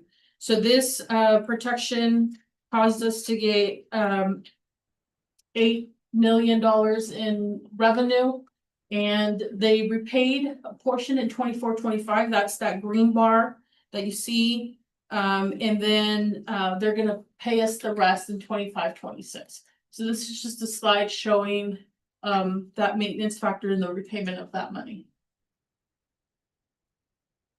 The Proposition 98 rainy fund, as you know, in 23-24, and with that obligation, we had the 8.1 million in 22-23 that was depleted, or it was depleted in 23-24, I believe. Yes. So we had 8.1 in 22-23 due to the 23-24 overstatement. It was depleted. We put in 455 more, and then in 25-26 we've depleted it again. So we have no safety net, basically, is what I'm trying to say. Cost of living adjustment for some of the state programs, mandated block grants, special education, the charter school facility grant program, and child nutrition are the ones that impact our charter school organization. And so just that's 173 million is included in that number of that's derived by the 2.3 statutory COLA. Now I'll go into some of the programs that we have changes or just updates. Proposition 28, it's the art in music in schools. That's 1% of LCFF funds. The state, it has continued to support that program. It has an annual certification. It's heavily audited. I actually personally look into all the expenses and make sure that we're compliant with that. Final expenditures, we have a 3-year cycle. So from the first year, we have 3 years to spend that allocation. The first year we did have some, non-spending, and, we're trying to ensure that those dollars are spent, kind of refocusing expanded learning to ensure that it's arts and music related. How can we kind of leverage two programs and figure out how to make it work for this Proposition 28 so we don't lose funding. Another one that has been talked about since back in January of 2025 is student support professional development discretionary block grant. So this block grant has been on the horizon. I have not budgeted for it because I wanted to make sure it was going to come. We did have some block grants a couple years back. Learned my lesson not to completely depend on that funding because it was pulled back. And so they're still saying that we're going to get this funding. It's estimated to be 315 per ADA, 1.7 million overall our GCC school sites. The uses are discretionary, but state does outline some priorities: professional development, teacher recruitment and retention, career pathways. The funding is available through June of 2029, and final expenditures due September of 2029. I also have kind of set this aside in case we have, as we know, with federal, a lot of things are kind of up in the air with the cliff happening, as a kind of saving this money for any type of emergencies that arise with those cuts. So we will kind of determine best use of these funds when the time comes. I obviously want to make sure that we get a first apportionment before I actually book the revenue for this. Universal transitional kindergarten implementation, that's in full swing now, required to offer TK students turning 4 by September 1st, average class size of 24 students, but with teacher ratios of 10-1. This is also heavily audited and checked for compliance. The TK students are excluded from the LPAC assessments, so. That, oh, and we have to ensure that we have credentialed teachers effective this year. Some other programs, we have the ELOP or Expanded Learning Opportunity Program. I won't use that term. We continue to stay at rate 1 at $2,750 per ADA. We have, there was a change in the rate 1. So I think it's 55% or more. If you fall under your unduplicated under 55% or more, then you will receive rate 1. We don't change. It doesn't impact us. It just broadens who gets, rate 1 funding. 24-25 must have been spent by June 30th of 2026. So it gives you a 2-year kind of turnaround. Minimum per ADA or minimum funding is 100,000. We get well over 100,000 for all our sites. And then this can also be used for attendance recovery starting this year. And I think in one of the presentations in the afternoon, they talk about the attendance recovery. There's new LCAP penalties. So we have never not adopted on July 1st. So we have been in good shape in this area, but I'm assuming this law is coming into place because there has been probably LEAs that have not. 20% penalty of P2 apportionment of LCFF entitlement. So that's a huge penalty for not having your LCAP adopted by July 1st. It just kind of shows the importance of having these things done on time. Increased by 1% by additional business day that the LEAs did not adopt the LCAP, and it can be capped at 80%. So that's significant. In addition, they can actually withhold wages for superintendent and administrators if that is not compliant. So that's just to emphasize the importance of getting this adopted on time and making sure that we're doing what we need to do to get it. And we have done that as a board. We have made sure that you guys It's make been sure done. that the board has adopted. Learning Recovery Emergency Block Grant. They've restored the money that they had clawed back a couple years ago. This money is going to be portioned out in the next 3 years. So we're expecting 1/3 of it in 25-26. Will be able to be used for 20 through 27-28. I want to say that that's our original funding, not this additional apportionment. So that's for the original funding. Additional requirements for anything that is in our carryover and the restored amounts that will need to have a needs assessment, and it must be included in our LCAP. 114 per ADA based on the 21-22 ADA and UPP. So that was the original allocation.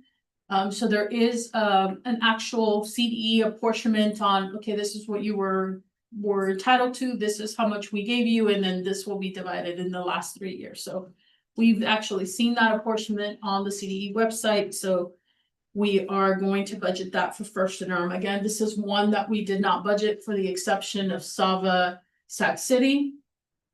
But yes, new allowable uses. So training for math and ELA frameworks. So those are new allowable uses. It's very restricted. It has to be for intervention. There's very specific guidelines on how these dollars can be spent. So as we talked about the block grant, originally the 315 per ADA, that one's more unrestricted, more flexible. This one's very restricted. So ethnic studies, we've received some funding for that. Not a whole lot. It will become a graduation requirement come 29-30. Law will go into effect upon appropriation of funds. So obviously they won't enforce that until we receive funding to be able to implement that. Career Technical Education Master Investment Plan. This is a workforce that's working to streamline CTE grants. So there is a number of grants, CTIG, Strong Workforce, Golden State Pathways. There's other local grants, but I think this is referring to all state funding. There's a potential to consolidate those grants also. So how will that impact us? Will we get more or less funding? And we're already starting to see some changes on the career technical incentive grant application. So I know Ashley has mentioned to us, we don't know how the funding is gonna come out this year. We might be looking at some consortiums instead of direct funding for each of our sites. So there might be some changes coming down the pike for this year already. So we're starting to see that, and as Ashley Madden works on these grant applications, I'll make sure that we are in tune and making sure that we understand the implications of CTE grants and how that's going to impact our sites.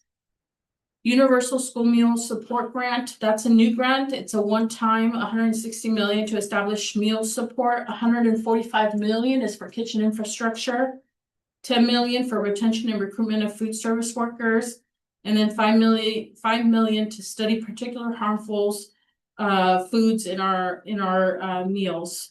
Funds must be encumbered by June 30th, 2028. This program is ran, like I mentioned, 4 of our 9 LEAs are through Twin Rivers, so that money would go directly to Twin Rivers. We would work in partnership with them in terms of giving them information on what our infrastructure needs are at our school sites and seeing how we can leverage those funds through them. But again, it's a partnership. And EPIC is actually their own national school lunch. And so I'm hoping that they will get some funding for their kitchen and staff. There's literacy programs that are in the horizon. I've, talked to Dr. Gold in terms of applications. Have you seen these come through? So literacy, instructional professional development, there's a 200 million investment to train certificated and classified staff who provide literacy instruction. I know that part of the professional development team has been heavily training staff on this in particular. So this is funding that we potentially could use. Apportionments to LEAs based on time equivalent certificated staff who teach TK5. So that's how it's going to be determined on who gets what. Funds available between 2026, 27 and 2029-30. Data will need to be reported. So this will have a report attached to it. But again, this is more for our elementary sites in terms of being eligible to receive this funding. Literacy investment is another one. That's for K-3 reading literacy specialists with UPP 94% or greater. And that would receive 200 million. So that's not very many of our schools were around 90. Some of them are probably up there. So it's probably harder to qualify for this funding, but we will apply and see what we can get. So again, these are some literacy programs that are coming and we'll be on the lookout for them. There's educator investment. So this is the second year there's been some grant funding in terms of increasing the teacher workforce. And we have seen, this is usually something that the teacher themselves apply for and then they get funding through us. I want to say that we've only received one teacher in the last 2 years that has applied for a educator investment application or grant. That was $5,000. This one is $10,000 for student teacher stipends. And then also there's a teacher residency grant. There's National Board Professional Teaching Standard Certification Incentive Programs, Mathematics Instructional Authorization, and then Reading Instructional Competency Assessment. So there is a couple of grants out there. We don't get direct funding. Like I said, the teacher most likely applies for this and then we are notified after the fact. And then we usually pay them a stipend to be able to do the work. Okay. Some other programs that we have, and I know you've seen these abbreviations in my narratives, the CYBHI, which stands for Children and Youth Behavioral Health Initiative. And I'm just gonna read the putting our kids first. This is kind of their slogan. It says the Children and Youth Behavioral Health Initiative, CYBHI, is part of a master plan for kids' mental health, a historic investment by the state of California that takes a whole child approach to address the factors that contribute to the mental health and well-being of children and youth. So that's kind of been what this grant has been used for. We have received funding from 2 different entities. Haluna is one consortium, and then Sacramento County Office of Ed being the other. We've received $750,000 from Haluna and 185 from SCO. So Ms. Dillon is the one that's managing that from here on out and working closely with our staff to ensure that this is being implemented. California Community School Partnership Program is the other one, ran and managed by Mr. Maury Elliott. And this is to ensure that there's family resource centers, community partnerships. We receive quite a bit of money for this. CCCS received 1.4 million. Futures received 7.3, and that's a consortium with our seat-based schools. And then SAVA, Sac City is also a consortium for the SAVAs, and that's $2.6 million. So that's quite a bit of money. And I'm sure Mr. Elliott will talk a little bit more about what he's doing with that program. Okay. And I really like this slide because the myth is that we can kind of know what's going to happen, and we don't. Multi-year projections should be based on assumptions using the most current information available at the time of compiling the MYP.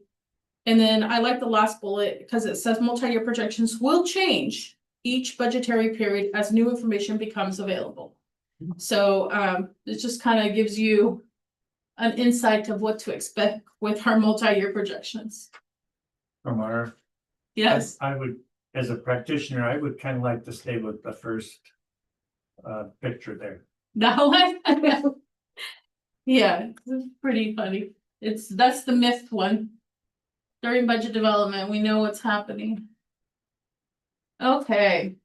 Here's the slide that school services provides on multi-year projections and some of the costs that are impacting our budget are the special education, inflation, step and column, and then the insurance liability.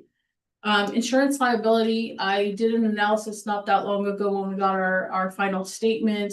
We have increased in the employer liability and our workers' comp about 20% in this given year. Some of our property and liability has gone down, but we have areas of growth in other areas. Special education, that has also grown in the last year as we've been looking at ensuring compliance and ensuring that we're serving students based on best practices. It's become a little bit more expensive to serve that population. And of course, step and column and inflation, we did do a revamp of our salary schedule this past year, and so we are seeing the impact of that. Benefit health for the employer cap, we've increased that. The PERS rate has continued to increase. It did not increase to the point that they had decided or that was brought to us in January, but it did drop a little bit from that. Minimum wage changes continue to increase yearly. Here's our dartboard. This is just the assumptions that I use for our multi-year. I always make sure we're using the latest and greatest assumptions. Like I said, CalPERS employer rate was projected to be in the 27 mark. It actually went down to 26.81. This is the first year we're actually seeing a decrease from one year to the next. And our California Consumer Price Index is at 3.09, our COLA at 2.3. And then some of the assumptions for lottery mandated block grant are below. I thought this was a very interesting slide to show you, and although this is not impacting us quite yet, I wanted to show you the slide of what's happening at the state. So statewide, the enrollment has dropped 6.1 since 2018-19, so that's significant. By 2034-35, it's projected to decline to 16.3% by 16.3%. Implementation of TK has helped to slow that down, but this is the state enrollment. Okay. And the next slide, it's enrollment in charter schools in California. So you see that overall we're declining, but school districts are declining at a faster rate than charter schools. Charter schools are actually seeing some increase in enrollment. And percentage of parents who seek out culturally affirming environments for their children by school type. And so 40% of charter school parents, you know, are looking for an environment, safe environment, academically, etc. They're looking for charter schools. So we are getting more interest in terms of, you know, where the students are going and why we're seeing an increase where surrounding districts around us are seeing declines. Okay, so this is just some data points that I found interesting. The other thing that Jason touched on was right sizing of the organization and the loss of one-time funding and some of the challenges that CBOs across the state are having to deal with. So in 1920, you see the student teacher ratio at 22.4. If you follow that orange line all the way down, you can see that our teacher to student ratio now is 20.9. The enrollment has dropped. So you follow the green line, that's our enrollment decline. But then our FTE has increased by 2.21. So way to tell us is that we have to start looking at right sizing organizations, looking at pre-pandemic ratios and seeing, okay, what's happening when we have to look at hard decisions in terms of making cuts, especially with what's coming with federal and just losing of one-time funds, right? Some of the one-time, so we'll talk a little bit more about one-time funds. So here is the slide on one-time funds. So I changed this slide because the different programs have changed from last year. So a lot of it is carryover, the CYBHI, California Community Schools Partnership Program, the new block grant, the recovery of the Learning Recovery Emergency Block Grant, the 3-year payback, Universal TK is still, we still have some funding for that, and then Golden State Pathway. So these are different grants than the ones we had previously seen. So if you can click on the link, you can see the flavors of funding, and they're very specific. Like we talked about CYBHI, that funding specific to mental health, community schools, that's specific to community outreach type of programs, partnering. So it's different type of money than we had during the COVID times, right? During the COVID times, we had a lot of recovery, a lot of maybe could support paraeducators, intervention teachers, coaches, right? Where this is more partnership, social workers, right? So different types of flavors of funding. The Community School Partnership Program is a 5-year grant.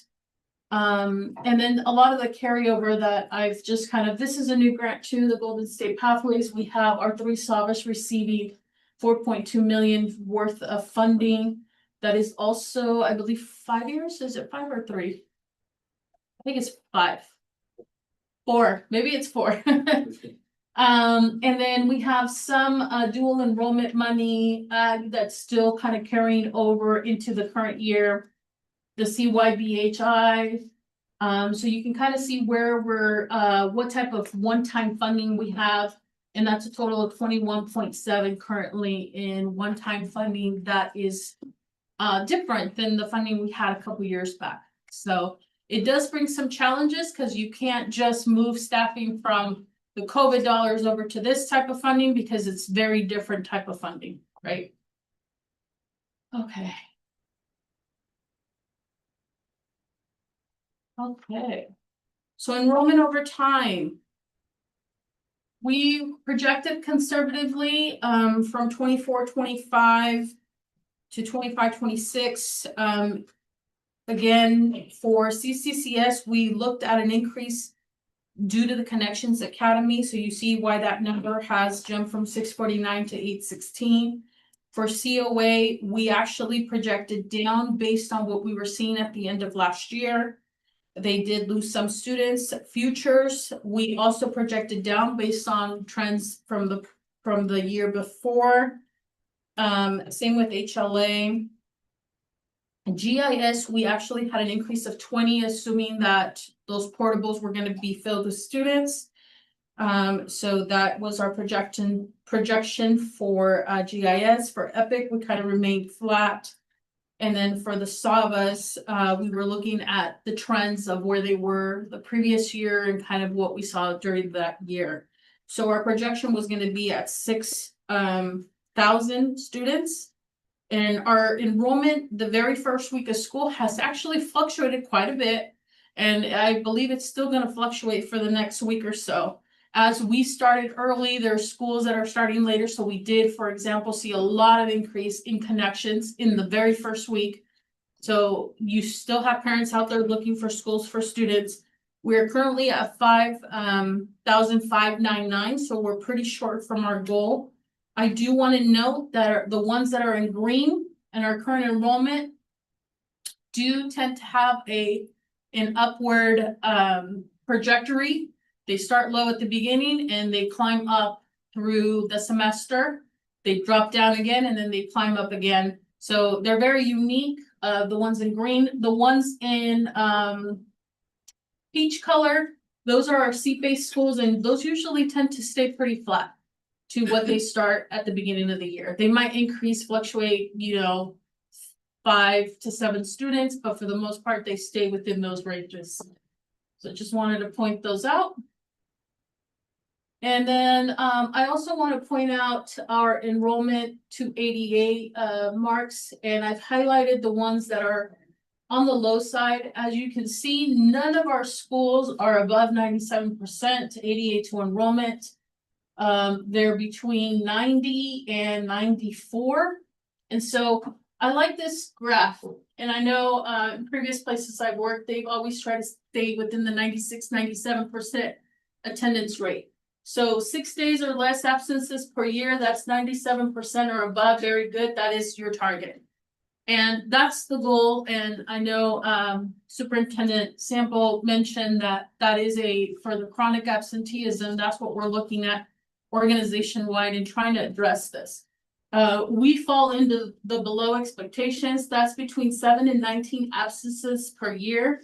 And so really working with our community engagement partners, specialists to support our sites in being able to address this and how can we get that overall 92.84 district-wide percentage up higher, right? Every percentage point is dollars that we're losing, right? And so that's a way to get those percentages up.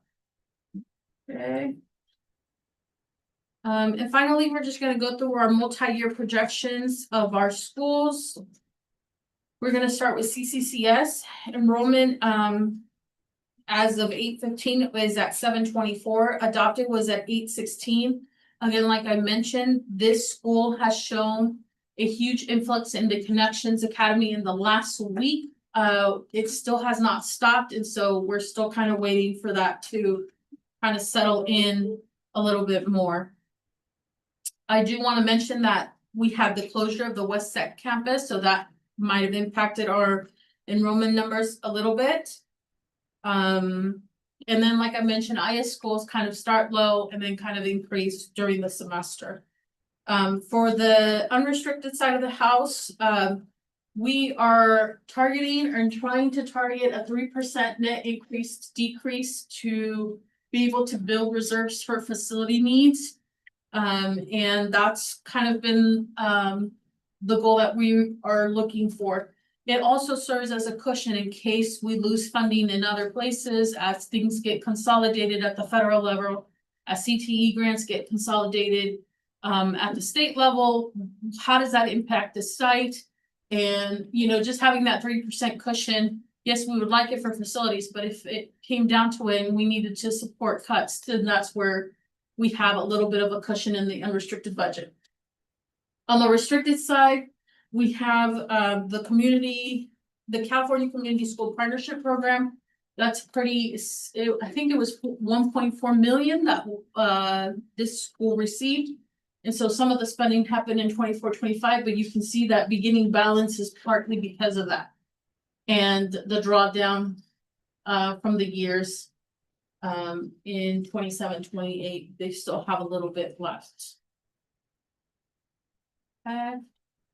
For Sava Twin Rivers, the enrollment was at 218. The adopted is at 240. I'm certain that they'll meet that goal still based on where we've seen it in the past. They do, although, have a change in the ADA to enrollment. These numbers used to be closer to 100%, where we would see it be a lot higher. There is changing practices, like Superintendent Sample mentioned. John Campbell is working on best practices and ensuring compliance across all our IS schools and the attendance practices. So we are seeing a decline there due potentially to that.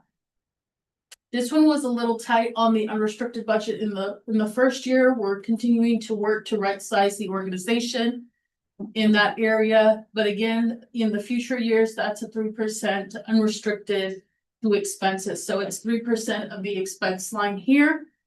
And on the restricted side, this LEA received the Golden State Pathways and also Strong Workforce Program. So that's that restricted beginning balance and then using it up throughout the years. Okay. This is Sava Sac City. This is the one site that we did have to put in the block grant and the learning recovery. That's why they now have a surplus, but we were having a hard time balancing this particular site. Enrollment is at 526 currently, adopted is at 665. The enrollment increases during the year, but the gap is too large. So the gap between the 665 and the 526 is too large. And so that is going to be brought down at first interim. We'll talk more about that later. The Golden State, this particular LEA has the Golden State Pathway and also the Community School Partnership Program. And they also have Strong Workforce. And so that's what you see on the restricted side. Golden State Pathway and the Community School Partnership Programs are significant in that beginning net balance at the 25-26 year. And then as you can see, it draws down. You can see that the 431 is the 3% of expenses that we're trying to ensure that they have that as a cushion. And potentially to be able to build your facility reserves. For Sava Elk Grove, enrollment was at 346. Adopted budget was at 365. Enrollment increases during the year. I am expecting that to materialize to the 365. So we will continue to leave that number alone. Again, same concept. You can see that the beginning net balances are significant with the Golden State Pathways, Strong Workforce, and then you see us trying to rebuild those reserves at 3% at the bottom on our unrestricted side of the house. lot of things going on with COA. So enrollment was at 1905. Adopted was at 1860. And we have some of the projects that we have going on at this particular site is the kitchen expansion and a classroom renovation. That's at the Dudley C campus, so a lot of things happening at the Dudley C campus. Also, the playground and outdoor play courts renovation. We have applied for Prop 2 application and the charter facility incentive grant. We've applied for that. That actually was last Friday, so we did the application for the incentive grant and hoping we can get some relief from that. They do have a healthy ending balance, but as you know, there's a lot of things happening with that particular site. And we are thinking some of that will be used. Some of the ELOF funds, we still have quite a bit of carryover that will be used and have been used for capital projects for the Dudley C. So specifically like the playground outdoor area, the ELOP students use that. So 50% of that can be funded out of ELOP. And then also we have pending renovations at the COA middle school campus and then the pending purchase of the COA middle school campus. So that would come all out of the unrestricted side of the house. On the restricted side of the house, you can see, unlike the Savas that kind of carry out into the 27-28 year, their carryover kind of depletes in the 26-27 year. And then if we don't know of any more one-time funding, obviously it's just ongoing funds to kind of cover ongoing programs. For futures, enrollment was at 383, adopted at 445. Enrollment is much lower for an enrollment and will need to be adjusted at first interim. This was an unexpected drop. So we will continue to kind of manage that school site and we'll talk a little bit more on that in closed session. Expansions for CTE space and field. So that is something that we're applying for. None of that work has started. We've started a little bit of the fields, just trying to get bids, trying to find out how much it would cost to be able to do that. But again, we're applying for the Prop 2 and facility incentive grant application to try to get some funding for those projects before we get started. And again, seeing the same trend in the unrestricted side, trying to leave a cushion there for us to have leeway and be able to sustain our budget without going into our reserves. In our restricted side of the house, like the Savas, you see that this goes out to the 27-28 year. And that is because this is one of our community partnership schools that is receiving funding through futures. That's part of a consortium, and so that's why that balance is large in the restricted side of the house. Okay. For HLA, enrollment was at 492, adopted was at 500. That's still pretty close. Plan for possible expansions, additional bathrooms, classroom spaces, and field. Again, none of this work has started. We're applying for Prop 2 and the facility incentive, charter facility incentive grant. And again, this one has significant ELOP dollars. The 970 is all ELOP that will be used for some of the field or some of the capital outlay projects that we have going on. And again, you see the trend, there's not any big multi-year grants at this particular site. And us ensuring that we have, trying to keep a 3% in the bottom line for any type of expenses or emergencies that might arise. We have GIS. Enrollment was at 642, adopted at 640. I think that one has grown about 10 in the last, couple days. So this one had 4 portables open at the beginning of the school year.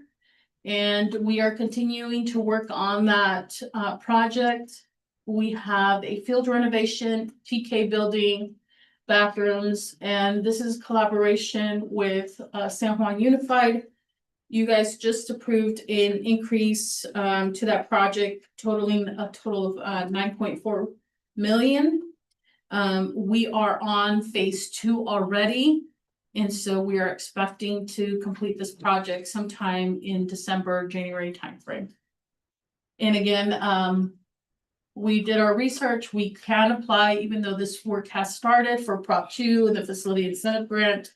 That application has been submitted for the facility incentive grant. We're still working on Prop 2, but we will try to see if we can restore any funding from there. This site used a lot of the reserves. You can see that our ending fund balance is 3.3.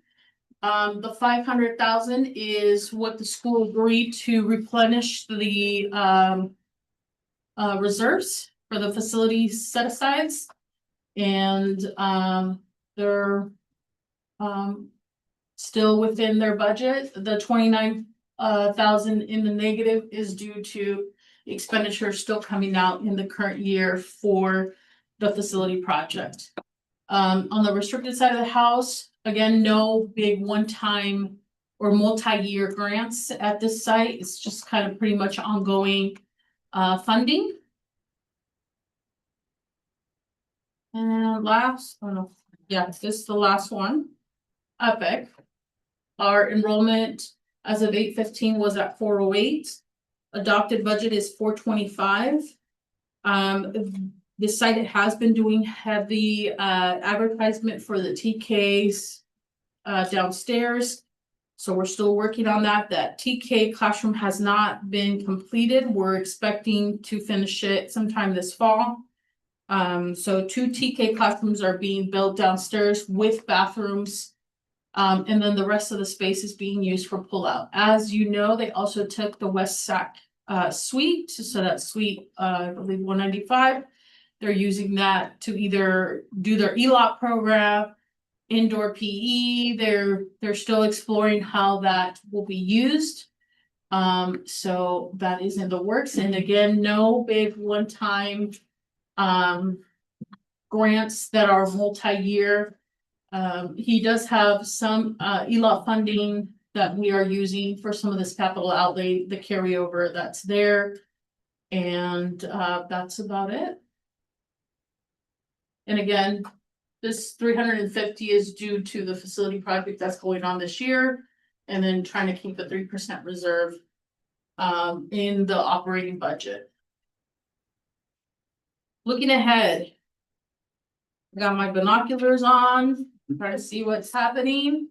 Federal Department of Education, and just kind of keeping track of the funding, what's happening with how it's coming out. A state structural deficit, just keeping an eye on that.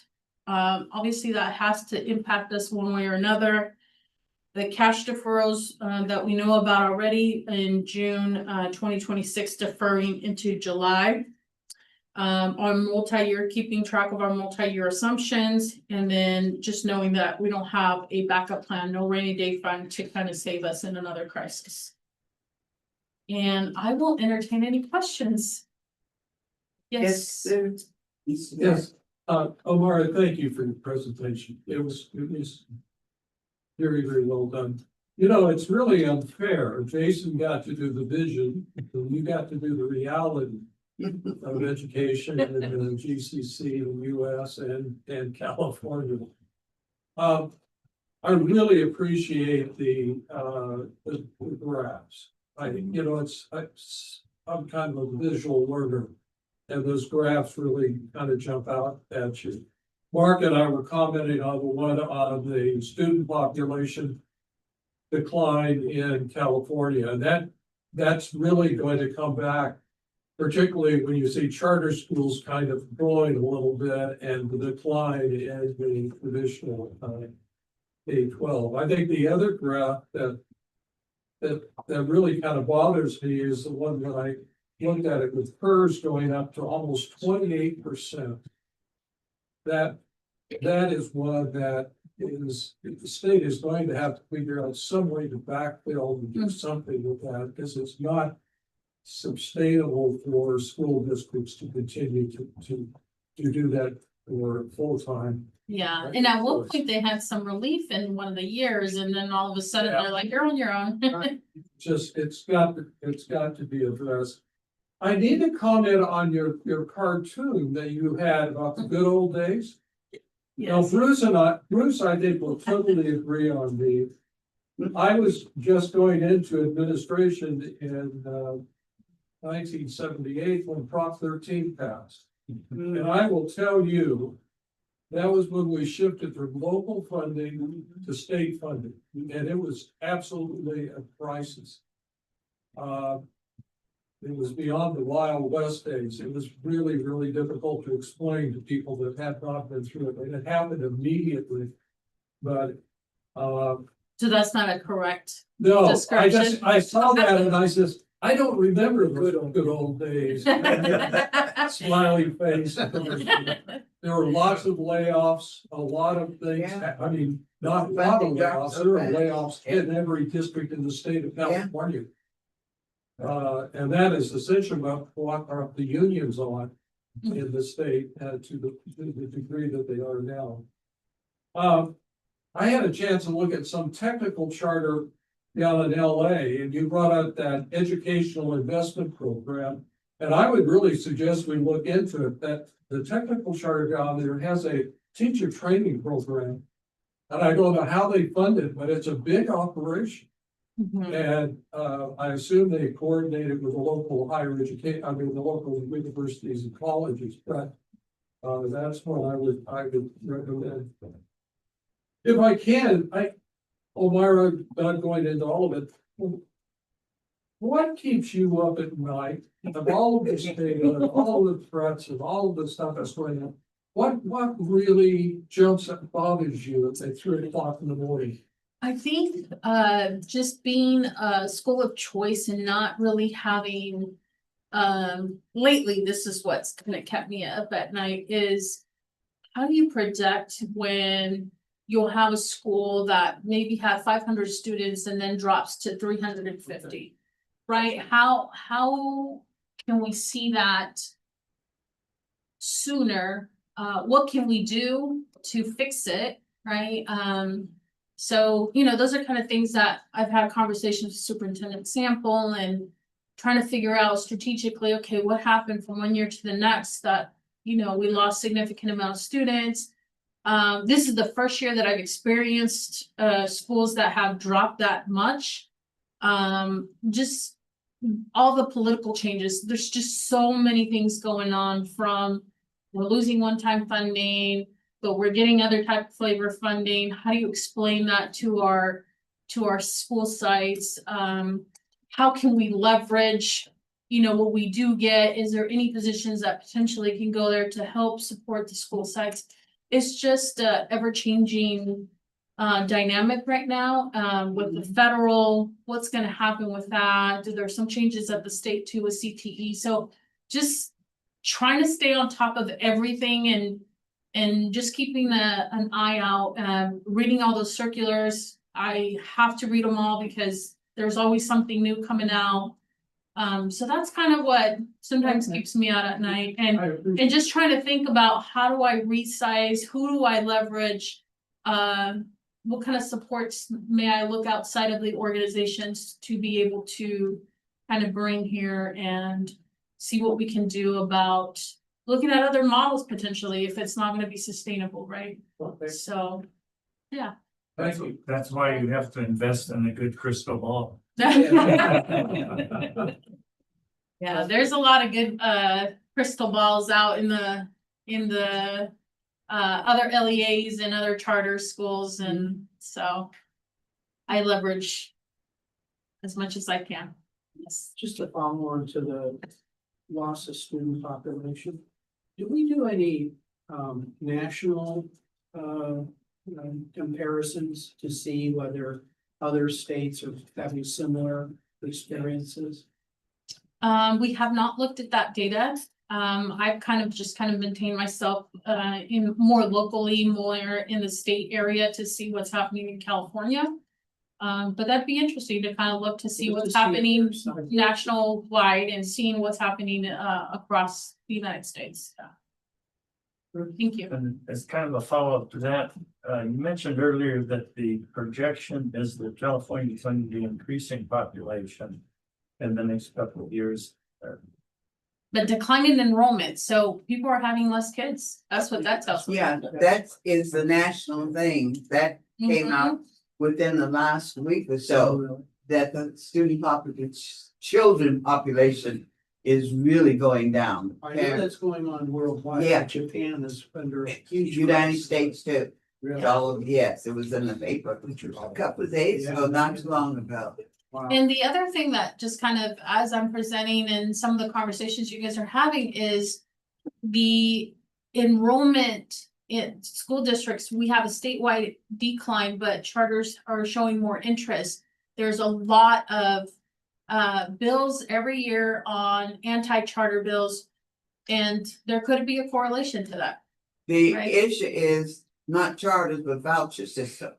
You know, our federal government is just giving money to parents and say, here's $4,000, $5,000 for you to go enroll in a private school. And that's going to be an issue that we really need to watch here because it is happening. When you were talking about not sleeping at 3 o'clock in the morning, I'm awake. Okay, how many students are we gonna lose? You know, how are we gonna keep the funding going? That's my thought. And I started reading the paper over again to see what's happening on the federal level, the state level. And it really messes with your head. It definitely does. So I know what you're going through and I'm just on the board and I'm thinking about those kinds of things at 3 a.m. in the morning. It's not healthy. But we're here. That's what we do. Thank you so much. Anything else, board members? This excellent presentation. Yes, thank you. There was one thing though, the equity piece that talked about students needing equity studies. Okay. Ethnic studies, I'm sorry, Yes. ethnic studies. I thought that was one of the issues where we were doing away with diverse. So I think that's more on the federal Department of Ed. I think our state is still very much, that's a state initiative. Yeah, And so we'll kind of see how that kind of will we definitely impact. gotta see how that, because Mhm. states could lose funding if they do go along with. Yeah, and it's highly encouraged that we do offer some type of ethnic studies. But it's obviously not mandated at this point yet, because there's no funding with it. Thank you, thank you. And board, you'll get actually a bit of a small presentation about our ethnic studies requirement Yeah. during the ed services update. So thank you, Elmira. And Director Turner, you accurately captured that I get to be the, pie in the sky vision, but Elmira tells us how much pie there is to eat. So we have learned to do this. That's it. We have learned to do this 1-2 dance quite well. But once again, I want to affirm Elmira's work and everything that she is doing. And definitely, it's a team effort, so I appreciate it. So, board, we are a little behind schedule. However, I think we can probably do one more presentation before we break for lunch, which will be our first day and week of school report and summer school program update. And so Director Dillon is going to come and lead this. As we know, these were some of these items were ones that Assistant Superintendent Chacoy was going to be presenting. Board, if you have follow-up questions or you need more additional information, I know Assistant Superintendent Chacoy has made herself available for a telephone call if you need for her to answer any of your detailed information. With that being said, Director Dillon. Thank you, Superintendent Sample. Good morning, GCC Board and Superintendent Sample. It's a pleasure for me to share on behalf of Assistant Superintendent Chacoy about summer school first day and actually all the way to the end of first week on how we have kept our students as the center of everything. So being student focused, student centered, and student driven in our decision making. I was signed this last night, so I will do my best. So summer school 2025, we served, I have to say, summer school was once again a great success in our organization as we kept the focus on our schools and our students. Our summer school program started, either the very next Monday, once school got out on Friday, or some schools waited a week to start the second week of, summer break. And all schools took the week off during 4th of July. We served almost 1,900 students in the 6 to 7 week program, depending on school site. And our summer school program had several purposes for students. One of them was to create a safe place for students to come. This allows students to continue their learning, not having that summer brain fog that we all know students get. And high school students had an opportunity to either take advanced classes or do credit recovery from any classes that they may have failed in the prior school year or previous school year. And of course, provide enrichment opportunity for all of our students. In addition to that, our high school students earned a little over 1,600 credits over just summer school. So that's a lot, and 10 of our SAVA students participated in internships over summer school. That's a lot. Some things that continued happening during summer school. So if you did not have to be attending summer school, all students were continued to allowed to participate in the iReady program, iReady personalized learning program over summer in both ELA, reading, I should say, and math. For our TK to 8 sites, teachers actually dedicated time daily for students to continue their learning in the summer school program. Students completed over 2,200 reading lessons and over 1,600 math lessons during the summer school program. Our TK through 8th grade program, our TK through 8th grade site-based program, so classroom-based schools offered 9-hour school days during summer school, combining both academic support and enrichment through our extended learning opportunity program. Our students have access to all of the supports and enrichment at no cost to them. As we are aware, many districts, including charter schools, continue to charge families for either offering after school, before school, or summer programs so that they can have basically childcare. So free after school program and summer program is a huge benefit to our families. In addition to that, our students receive free breakfast and lunch during summer and an afternoon snack for the ones that stay for the extended day program. EPIC and HLA again partner with YMCA to run their summer program. EPIC was full day with YMCA and HLA did a partial day program. All other programs were fully staffed with GCC staff. And we provided a summer school coordinator, a school nurse, and a counselor services to support all schools. In addition to that, field trips were a big hit in the summer. We know kids love to get out and get into seeing things. So some of the places our students visited in summer was the Crest Theater, Aerospace Museum, Sequest, and Mosaic.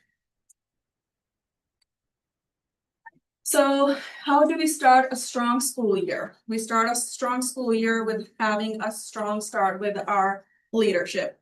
So we begin the school year by welcoming back our administrators with our annual admin retreat. This year we went to the Sierra Health Foundation, which is off of Garden Highway. This was really a chance for us to build strong relationships and set the tone for the year. Superintendent Sample introduced his theme for the year, which was student-focused, student-centered, and student-driven.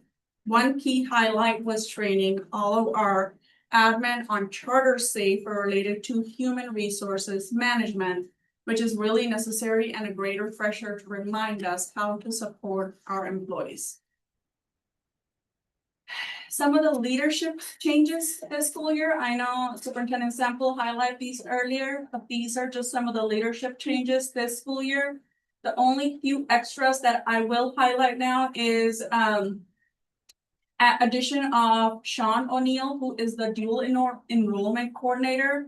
And then we transitioned Caitlin Shelton to be the special education coordinator and Nicole Strobel to be the student services coordinator, which she was the SPED coordinator last school year. So that is the big change, and the rest of it you already went over. The other one I will highlight here is Dara Patel was an instructional coach at GIS and was an interim vice principal last school year after my departure, and now she is officially a second vice principal supporting their PYP program.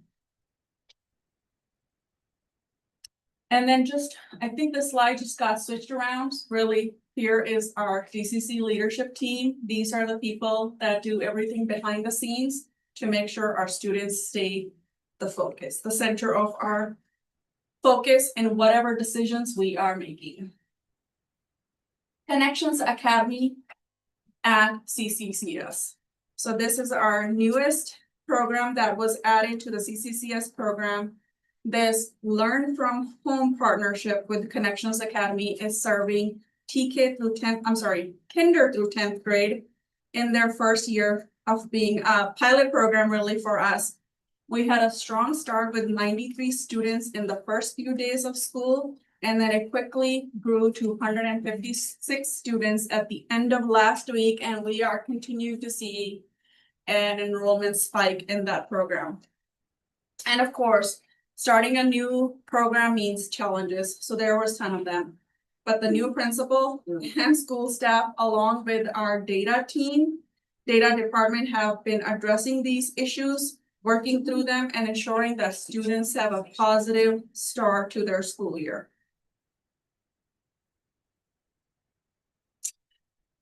All right, so then that led us to welcoming our teachers and staff. So we didn't have our traditional welcome back event that we normally do every school year, so trying something new this year. Instead, teachers were greeted in person by Superintendent Semple and you, our amazing board members. And of course, they appreciated the cookies that you guys saw delivered. We heard about the cookies. Two of the key professional learnings that took place this summer was that all of SAWA staff was trained on their new IXL program, which will now serve as their local assessment and provide intervention pathways that are individualized for students. And math and SWAN math was introduced to the Higher Learning Academy staff, which is one of the pieces that is part of the improvement plan for that campus to increase student outcomes. And just hearing a little bit about professional learning, we did get some positive feedback both from SAWA and HLA regarding their new programs. SAWA staff seems to have a more buy-in and are excited about their high school students using IXL, and the students seem to like it. And here you have some personal feedback from teachers at HLA regarding SWAN Math. The staff will continue to receive training throughout the school year and support from our professional learning coaches. So before students even arrived, school sites welcomed our families. So they welcomed families to campuses even before the first day of school. Our independent study schools program met with families for their enrollment appointments, and our CPA schools had orientation for families before school began. And then in addition to all of that, we know HLA and CCCS have a new principal, so they hosted a special event called Pizza with the Principal. So the families had an opportunity to come meet their principal and just get to know them before school even started. And our CED department attended multiple national night out events to recruit students. That was part of their effort this summer. So happy first day, one of our biggest day. It's always the day we all anticipate, and just the day that we just want it to go as smooth as possible. To support that effort, Superintendent Sample assigned all of us at the GCC to support our sites. So what we were asked to do is to be present on the first day of school. And support however sites needed, helping walk kids into the classroom, directing kids to the classroom, whatever was needed, we were there. They needed janitorial help, we needed to grab that mop and support with that. So everyone was assigned, one community engagement specialist was assigned to the team.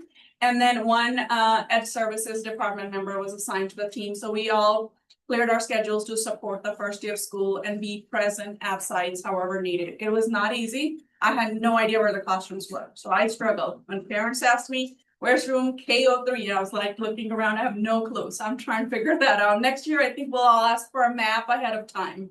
So it was kind of exciting though, to be able to do that. So this picture just kind of warms up my heart when I saw it, and I'm glad they were able to take pictures of everyone.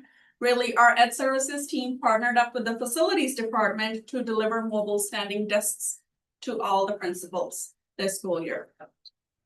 With a little treat from Superintendent Sample and Assistant Superintendent Tukoi. So really, opportunity for them to be more visible, be outside, and just engaging with their students and families in the morning especially. So continuing on to the first week of school, the most successful part of week 1 was having staff to cover classrooms. While HR is going to be sharing a little bit more about this later on, they worked diligently this summer to make sure that we have teachers and staff to cover classrooms, to cover after school programs, to cover yard duties, you name it, sites asked. They worked very hard to support with all. Some key facility work that was completed over the summer was included portables at GIS, the girls' locker room at COA Middle School. The construction of the new TK classroom also began at Epic. Unfortunately, as Superintendent Sample had said earlier, there were some HVAC issues. And we did call for a minimum day on day 2 of school, since the classrooms were very hot. And Director Little is working diligently to support that campus to make sure our classrooms are comfortable for students and staff. So first week enrollment, you heard a little bit from Superintendent Sample, you heard a little bit from Ms. Amara. You're gonna actually now hear a little bit from me as well in Ms. Tukoi's presentation, and I will talk a little bit more about this in my SPED presentation as well. So it's a lot about enrollment and how to support sites with getting this initiative taken up where we are seeing some decline. So during the first week of enrollment is key. So we're continuously monitoring that, and we want to know if our projections are holding up. So here we see that a lot of our sites did whatever was adopted. They are enrolled above that, but we are seeing some declines in some of those sites, such as Futures High and Sawasac City.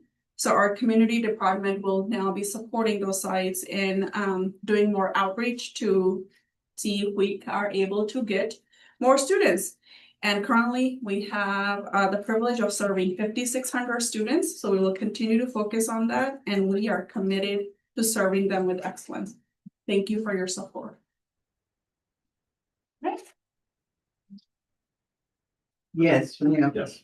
Questions? That I will try. On the Connections Academy, the new program, you mentioned like 165 students. Do we know if those are new students to Gateway, or if they're coming from other programs within? So I'm glad you asked that question, because we've kind of briefly have touched base on it. We are working on getting that data to see if we are basically taking students from internally within our program. So that data is not available yet, but that is a data point we are going to be looking at. Because we are curious about that too. Actually, Jason did ask us that question earlier. I was gonna say, so that's one of the things that I've tasked our team with, is really to dig in to see, is this truly new enrollment or is it transfer enrollment? So that is something that I will report back to the board in a Friday letter to let you know what our findings are. Any other? I want to give a little bit more kudos to the welcome teachers and staff cookies with GCC staff. Because we made all of the schools, and it was probably one of the better things that we had done in terms of getting a chance to speak to all of the staff members at each of the schools individually. We did 2 days of it, and it was really, to me, very rewarding to see all of the staff members and to see how many, we went to some of the schools and I was just, my mouth dropped because I really knew we had a lot of staff members, but to see them all in one place at one school or another. So it was really very rewarding for me to see. I just wanted to highlight that piece a little bit more. Anything else? Yes, I'm sorry, Jack, I'm Oh, sorry. no, that's all right. I just want to say, great presentation. You were kind of thrown in at the last minute. Yeah, that's right. For that, so it was, and also just to comment, the summer school, which is just really been starting, what a gift to the parents and the children. I mean, I looked at this and it is really quality. It's a great summer program, and I hope the state will support it and it can continue. I don't know what the future projections are for it, but it's really, really impressive. Yeah, I agree, and I think just tracking all the data has really helped us to see what is it that we're actually providing our students, and just seeing the credit recovery, the number of credits that we're receiving this summer. It's amazing to see that it's a lot of credit students earn in the summer that they have either fallen behind or they are now trying to get ahead for the next school year. Thank you so much for filling in the last minute. Really appreciate the information. Thank you. Okay, we're already. It's time for us to get ready to take a break, and we're going to move into closed session now. So, I'd like to announce that the board will be going into closed session. And number one item, anticipated litigation, government code section 54956.9. Second closed session will be conflict regarding real estate negotiations pursuant to government code 54956.8. Third item, closed session, personnel matter, employee discipline, dismissal, release, government code section 54957. So we will be breaking for closed session at this time, and we will be reporting back and continuing with our 463.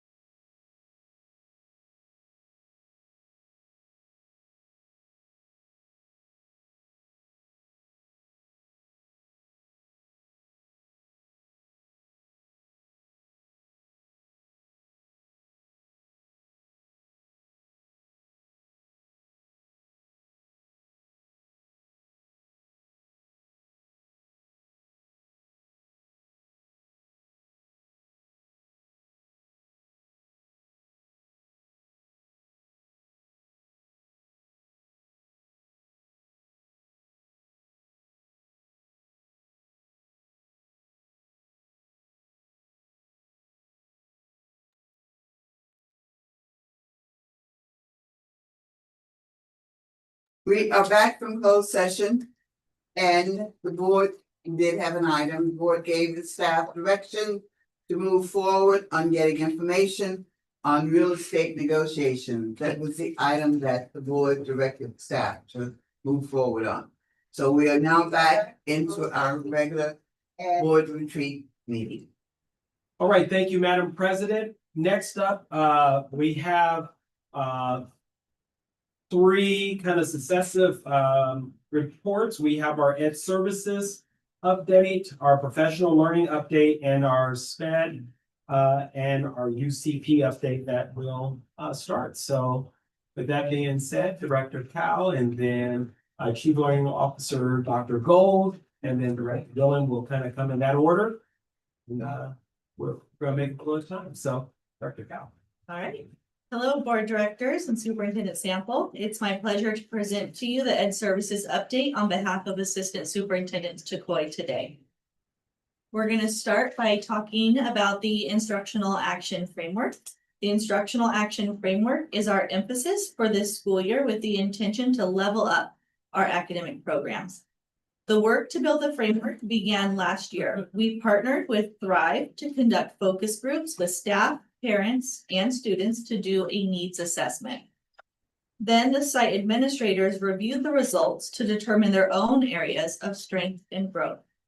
This year, Thrive is working closely with Dr. Gold and the Ed Services team to create a specific action plan with tasks and timelines for each of the 3 identified goals. The framework helps translate big picture initiatives into real action on the sites. The purpose is to create conditions for learning that lead to innovation, equity, and excellence. Each action area is organized into 3 main areas: academic, operational, and community. The outcomes were determined from the needs assessment across the organization. The Ed Services team recently met to prioritize the desired outcomes for each area. In Action Area 1, Define Measurable Outcomes, the team determined that establishing clear expectations for instructional practices and interventions was a top priority. In Action Area 2, for MTSS, the top priority identified was using data systems and collaborative processes to monitor and refine practices. Last but not least, the top priority for Action Area 3, College and Career Preparedness, is to define the role and structure of the College and Career Readiness Department. The Ed Services team also did a deep dive into potential barriers such as staffing and funding, and what the next steps are to address these barriers. Additionally, we dove into defining what the progress indicators would look like at year 7 and year 5 of implementation. Okay. I'd also like to share with you some of the legal updates and changes coming this year. Cursive was an addition last year, but we remembered that you asked about it during a previous Yes, I meeting, did. so we wanted to make sure to address it. Yes. Handwriting, including cursive, must be taught within the grades 1 through 6th grade span at some point during that range. Each of our LEAs serving elementary students grades 1 through 6 may select their own curricular item for cursive and handwriting instruction. Sites may elect to just use a component of their board adopted English language arts curriculum, or they can purchase a supplemental curriculum such as cursive without tears. That's a popular one at our sites. LEAs have flexibility in how this is implemented at their site, but of course the central office team is here and ready to support as needed. Student smartphone usage will be a topic of discussion this year, as all LEAs must develop and adopt a policy to limit or prohibit smartphone use by July 1st, 2026. Superintendent Sample has already started this conversation with the Student Advisory Council, and there have also been conversations held with our counselor and social work teams. The next steps include collaborating with administrative teams, staff, and of course, families. Next up, ethnic studies. I know there were some questions around this one earlier. Beginning this school year, all California high schools must offer an ethnic studies course. but it does not become a graduation requirement for California students until 2030. GCC schools are either in the piloting process for ethnic studies curriculum or already have adopted curriculum on their board approved lists. Attendance recovery. Sorry if I'm going a little fast. I was told to make up time. Attendance recovery is an exciting opportunity for our classroom-based schools. Students can participate in after-school or summer instruction to recover up to 10 days of ADA or equivalent to their number of absences, whichever is less, but no more than 10 days per year. We'll be using ELOP funds to pay for teachers to tutor during after-school, and these tutoring sessions will count towards hours recouped, for ADA. In addition to recovering funding, schools will also receive an adjusted chronic absenteeism rate on the school dashboard. End of the year school presentations. As a reminder, the schedule for annual school reports has been revised. On deck this year and even year are HLA, CCCS, SABA, and GIS. Lastly, upcoming school events. Some of our schools have already hosted their back to school nights. I know I loved seeing the pictures on social media. I hope you saw them as well. But there are still some coming up, GIS, CCCS, and Futures. We'd love for you to join us if you're able. Thank you for your continued support for all of our students. That's all I have for you. Any questions? Comments? Yes. Yes, sir. Thank you for your presentation. It's been so many years I won't admit how many. You say between grades 1 and 6, cursive handwriting is to be taught, and someone of that. What grade level is it usually taught at? So this encompasses handwriting, so just the regular writing, your lowercase a, your capital A transitioning into cursive. It's my understanding that it comes into play around third grade in the actual standards. Third grade, that is correct. Okay. But I know some of our schools brought it in a little bit earlier, especially schools that teach Russian language, because those letters have a cursive approach to them. Yeah. But before, if you notice historically, for the last few years, we weren't teaching handwriting, cursive or anything, because we had gone to computers and what have you. But then it became a mandate that we go back to teaching, because some kids didn't even know how to form letters. So. It never left our standards, it just left the focus at schools. Thank you so much. Any other statements, any other questions? Thank you for the Thank you. information and filling in. Of course. We appreciate it. Thank you. Actually, Dr. Gold. Good afternoon, President Campbell and board members and Mr. Sample. So excited to give you an update and talk about all things learning. One of my favorite things to discuss, of course. I'm going to start off by recognizing my amazing team. Definitely the dream team. I could not do this work without them. Last year, mid-year, Nicole, this is actually her first time starting with us actually in August, because we hired her a couple months into the year. She's been absolutely instrumental in helping to elevate our programs. We have Miss Kimberly Smart. You may have known her as Kimberly Heffron, so you may see a change in that name. Isn't that the best educator's name? I mean, other than Gold, Miss Smart is pretty darn good for education. And she really helps to support all of our ELA, ELD, and MTSS implementation. And then we have Mr. Adrian Peer, who really focuses primarily on math, science, and also MTSS. So I just really want to recognize them. Last year, I gave you an update on what some of our department goals were. First, really increasing the professional learning offerings. This was one of the things that you as board members has asked. How do we build our internal capacities to support our school sites so we can decrease the reliance on outside vendors and consultants? To really start to increase our cross-site collaboration. Instructional locks, really elevating our new teacher supports. We've recognized that a lot of our teachers are coming from a variety of different programs, and they're not coming in as prepared as we would like them to. So we recognized a huge need to provide additional supports for our new teachers and early career, which is what we call those teachers in their first through third year of their career. Obviously focusing on some academic events that are put on by GCC. developing a professional learning website so we can create what we call professional learning hub so that our teachers can access resources at all times. Using data to really inform the direction that we're going and the support that sites need. So I'll talk a little bit about that. And then the other one is our instructional videos. So I'm going to give you an update on these areas.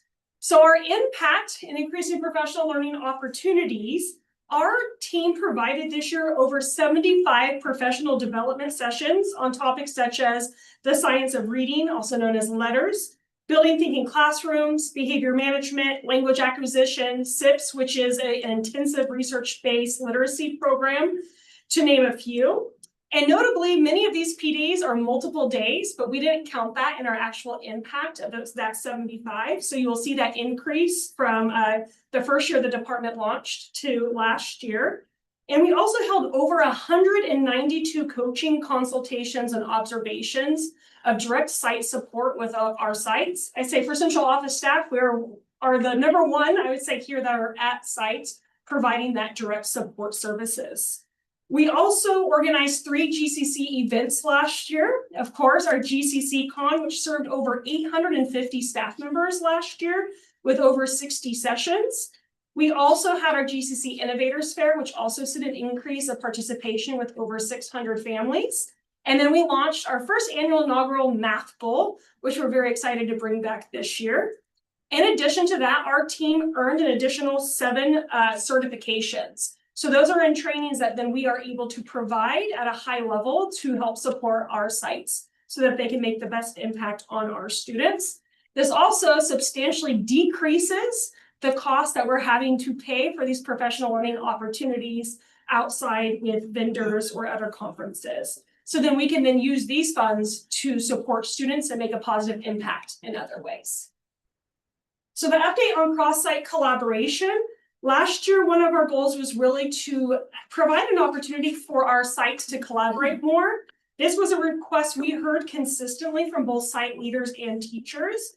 So we were able to facilitate a community of practice between Futures and COA Middle School, where teachers engaged in rich discussions around mathematical alignment, prerequisite skills, and essential learning expectations, so that there's a smoother transition from the middle school programs up into our high school. We also led essential standards work with CCS Maine, Virtual Academy, and all 3 of the SAVAs. And over the course of these 3 sessions, our math teachers identified essential standards, they deconstructed them into student-friendly learning targets, and they really deepened their understanding of depth of knowledge to ensure that the rigor is at the level in which it needs to be for our students. Teachers also began the process of developing common formative assessments so that we can meet the other goal of making sure that data is really informing our instruction throughout the school year, not just during the beginning, middle, and end when we're doing like the iReady assessment or now IXL for our high schools. And then at the end of the year, we actually brought our independent study schools with our seat-based comprehensive middle schools and high schools, and they shared their essential areas of focus and engaged in professional discussions around standards and learning the outcome. The level of engagement, you guys, was so high that it was actually often difficult to make them take breaks. We're actually having to force them, like, get up and go outside. We actually had teachers shaking our hands saying, thank you so much for this opportunity, which was really cool to see when you're talking about standards all day long. We also brought our TK teachers from our entire organizations because for some of our schools, having TK was new. And we developed what we call a TK learning series, which I really want to affirm Ms. Nicole Duran, because she really helps to coordinate a lot of those efforts. And they really focus on foundational learning. We developed a standards-based report card for TK. And then we also did a lot of important learning on how to learn through play and looked at what they called their foundations for learning in TK. So this year, we're going to continue our work in math and that cross-site collaboration. Our TK learning days are going to continue. In fact, we have one this Friday. And we are going to also be doing some cross collaboration for sites on literacy this year.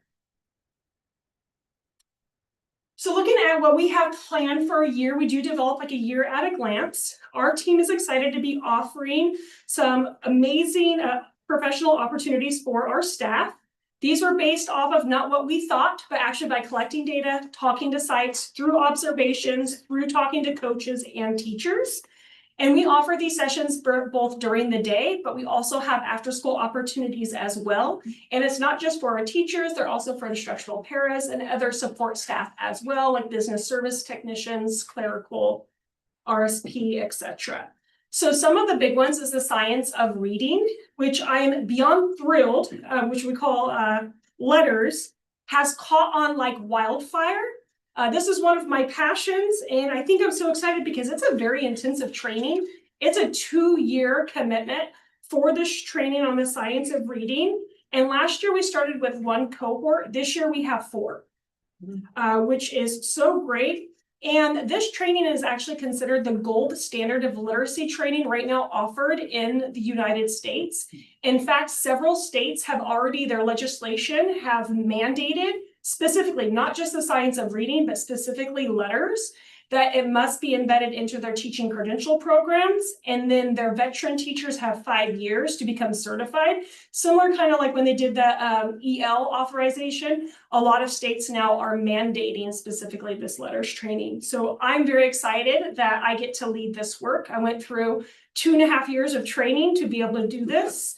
I started actually as a director. I think it was my first year here as a director of academics. I started this training. But super excited that Nicole and Kimberly also were certified last year. And so they are working with me to co-facilitate all these cohorts this year. In addition to that, we have the TK Learning Series. And as I said this Friday, that handwriting that Ashley just talked about, we are actually doing handwriting without tears for TK in kindergarten on Friday, so that they're going to get some very strategic training on that. On the AI front, we're really going to be focusing on student use this year. We're going to be rolling out our student use guidelines, AI literacy, and how do we integrate it so it's not just something on the side, but it's truly integrated in all of our work. And we'll continue our Building Thinking Classrooms work in math. And then excited this year that's new is we're going to be really working with the CCR department with our CTE teachers. And we are offering some focused instructional practice to embed academics more in our CTE pathways. Another focus that we really began last year as some of our contracts decreased and we were building our capacity are those instructional learning walks and supports. So last year as a cabinet team, we met with every single site to review their state level data. We identified strengths and we pinpoint strategies for growth.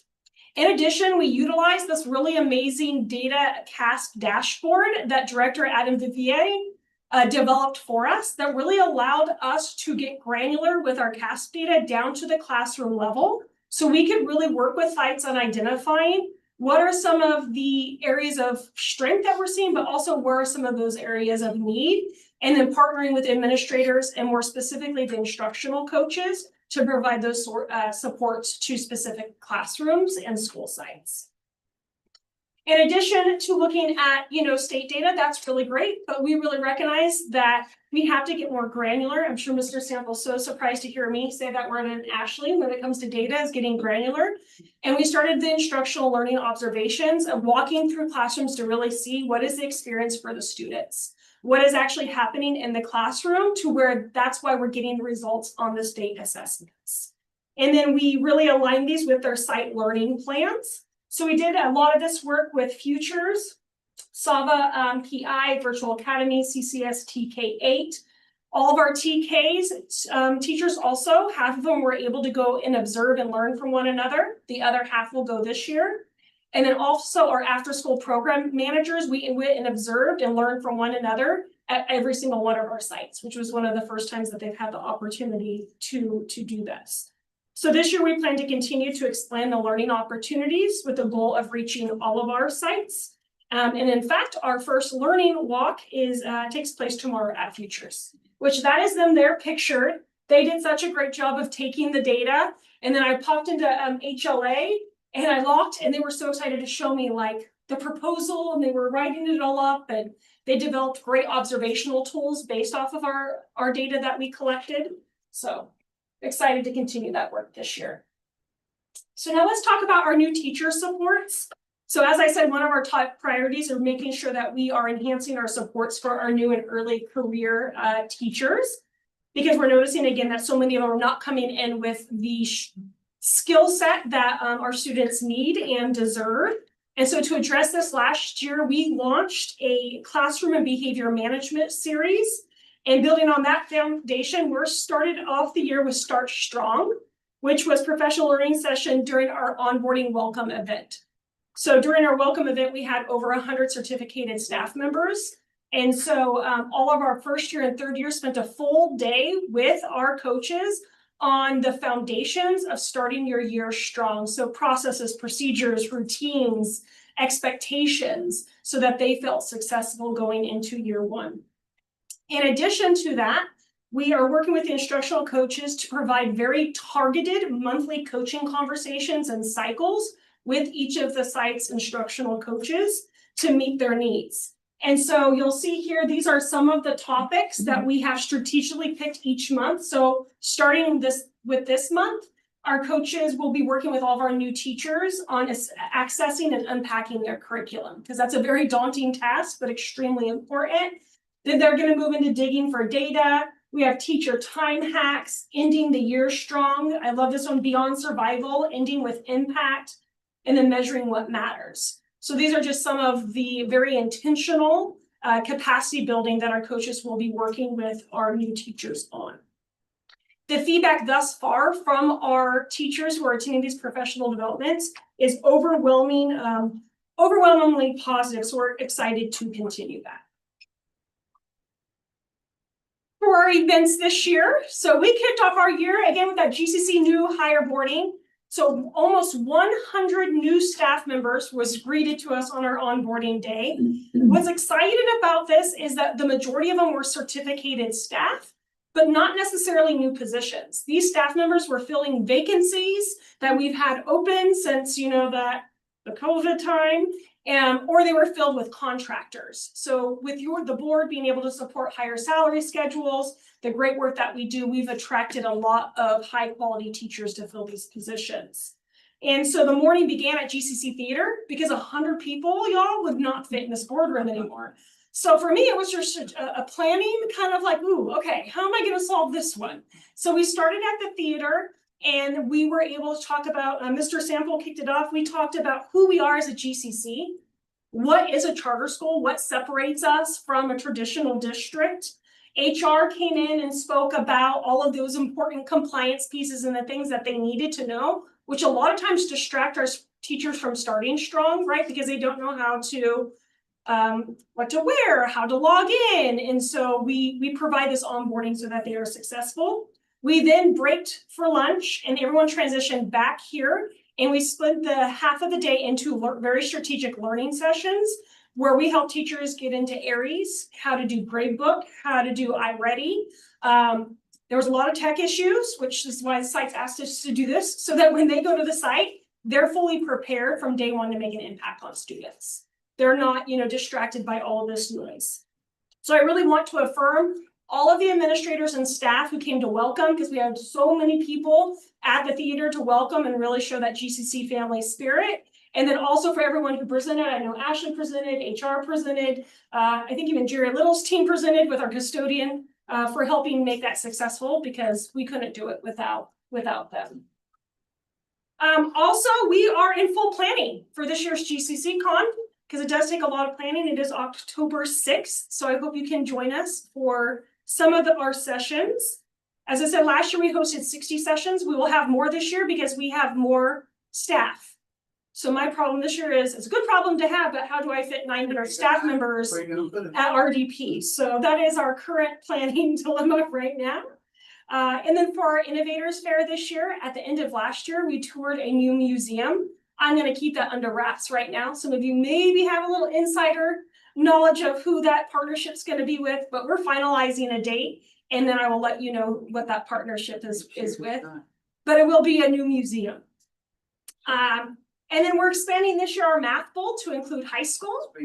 And we are also partnering with the community outreach team for some parent education and how we're going to support our parents, as well as a potential parent event, education event.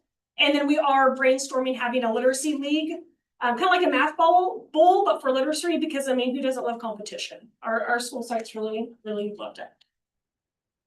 Finally, in the updates of where we're going is communication. As I had said, that we really wanted to make sure to have a resource hub for our teachers.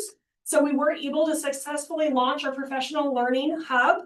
In addition to that, we are sending in the middle, you'll see ours is about to go out this week actually, is our every other month professional learning newsletter that's sent out to all staff that shows all the different professional learning opportunities that staff members can register for both during the day and after school.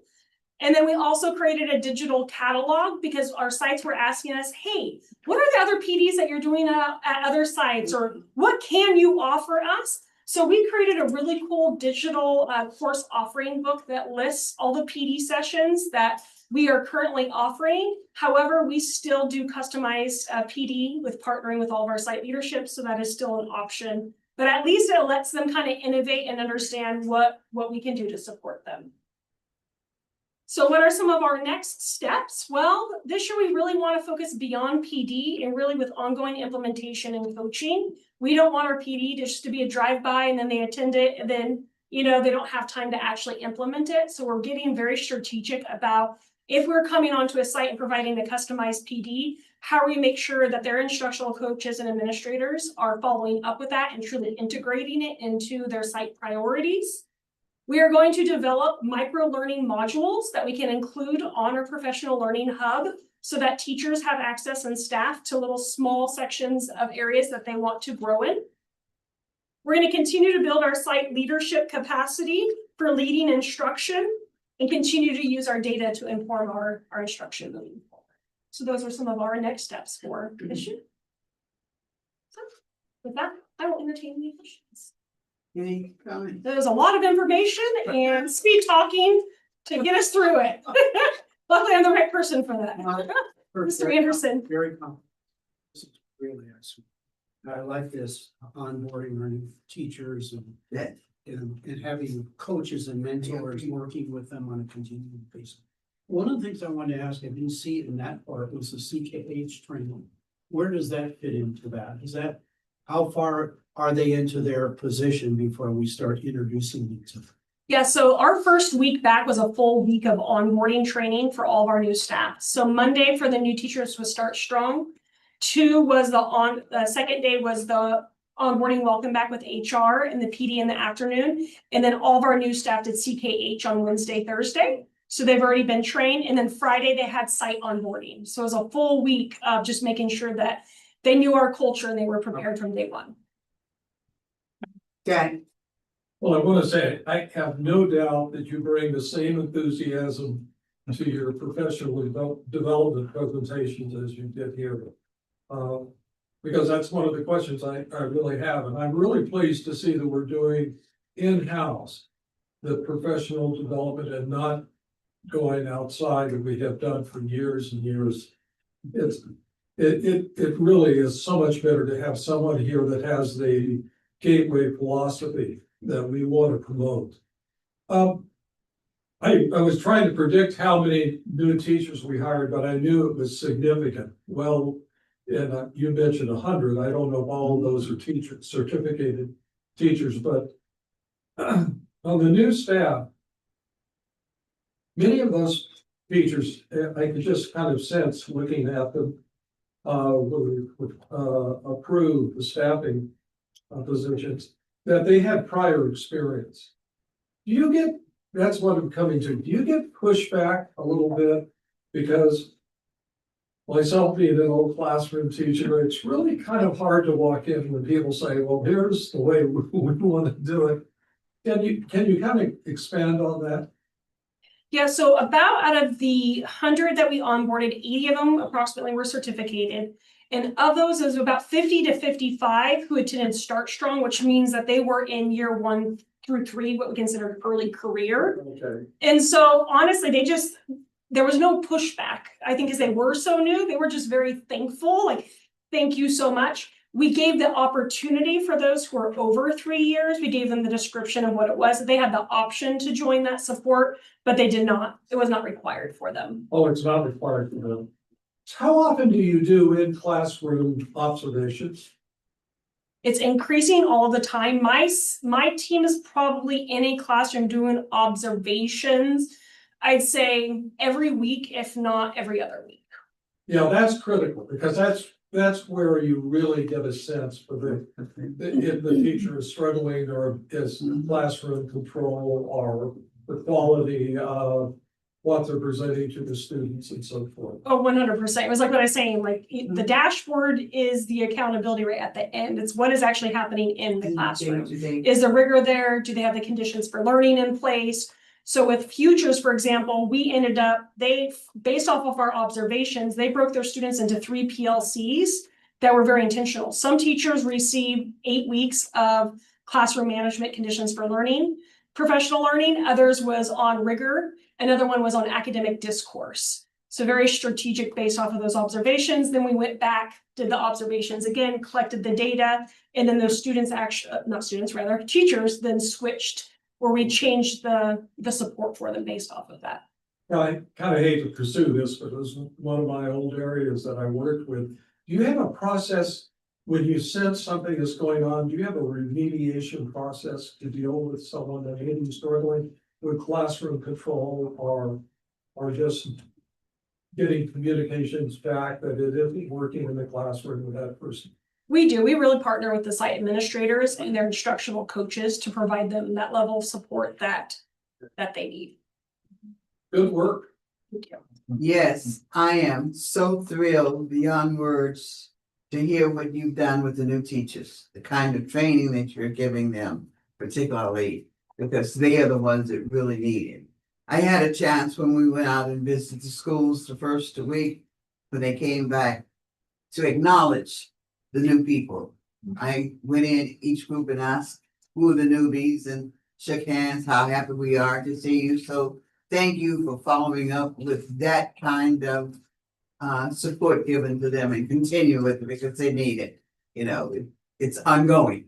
So Yeah, it doesn't stop. Yeah. it does not stop. And they're so eager to learn. I think that's what's so great. They're so eager to learn. So thank you. Welcome. I'm so thrilled to hear what you've been doing with particularly the new teachers, all of the staff members, but they really do need that extra support. And they'll Helps us stay with with, retention, right? and they'll stay with us. That's it. That's we're saying the same. You use the word retention and I use the word stay. They will stay if we make sure that they are successful. So, thank you. All right. Thank you. Thank you. Thank you, Dr. Gold. I'm gonna ask Director Dillon if she will come up with our SPED and student services as well as UCP, and to use a baseball term, on deck is Director Berrigan with HR update.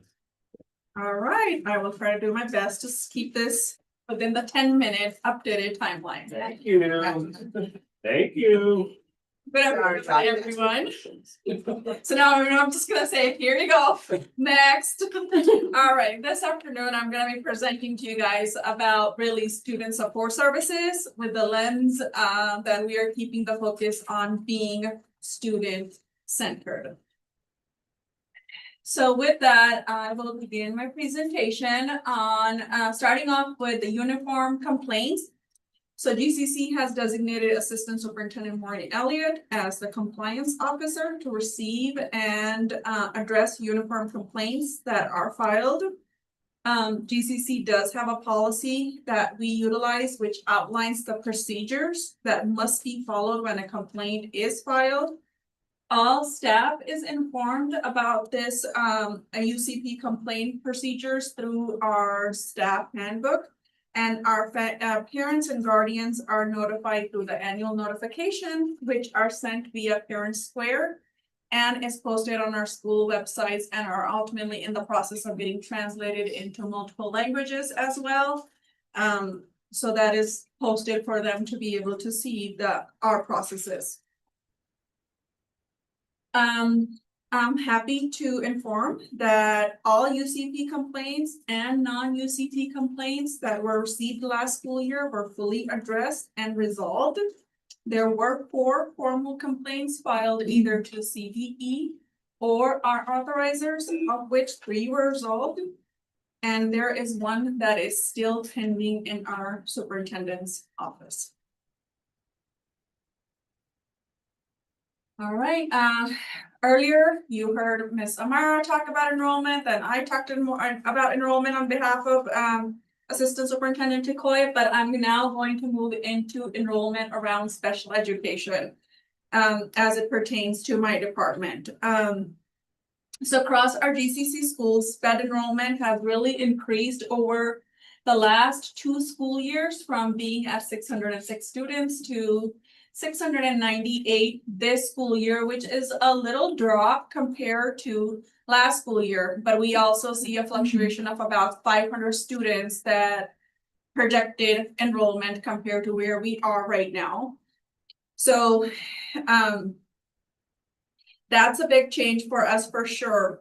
But new this school year was Connections Academy, which started its first year with 21 SPED students in its first year, and they are still in the process of enrolling students. So while several of our sites, such as Sawa Elk Grove, Sawa Sac City, saw a decline, is where we predominantly see the decline in enrollment. They are currently still in the process of enrolling students, so that's part of the reason why their decline is. So even though overall we see a decline on our SPED enrollment from last to this school year, our overall percentage still remains at the state average, which is about 12%. So please note that this data reflects growth over the past 2 school years, which is adjusted this year. And one of the important factors that I do want to bring in is that we are still processing applications and enrolling students. So we are hoping this number will continue going up and we will go back to being at about our average number of the 730, about over 700. Talking a little bit more about the breakdown of serving students in special ed. As of Friday last week, 578 students are receiving specialized academic instructions, and 226 students are receiving speech and language support. Besides those 2, we cover a wide range of IEP services, including OT, behavior intervention plans, ARMS counseling services, physical therapy, orientation and mobility, and transition services to prepare students for secondary career or secondary students for careers and independent living. So staffing over time, I will briefly get into staffing over time, so I don't take much time, but over the year, GCC SPED department has expanded a lot and adjusted staffing to address the growing needs of our students and the continuous needs that IEPs require now. So the special education coordinator position was brought in 2 years ago, so we're in our 3rd year of it. This school year, we added the student services coordinator position. I want to say thank you to all of you guys for supporting that decision, to be able to rely on 2 staff members who I really can count on in this department.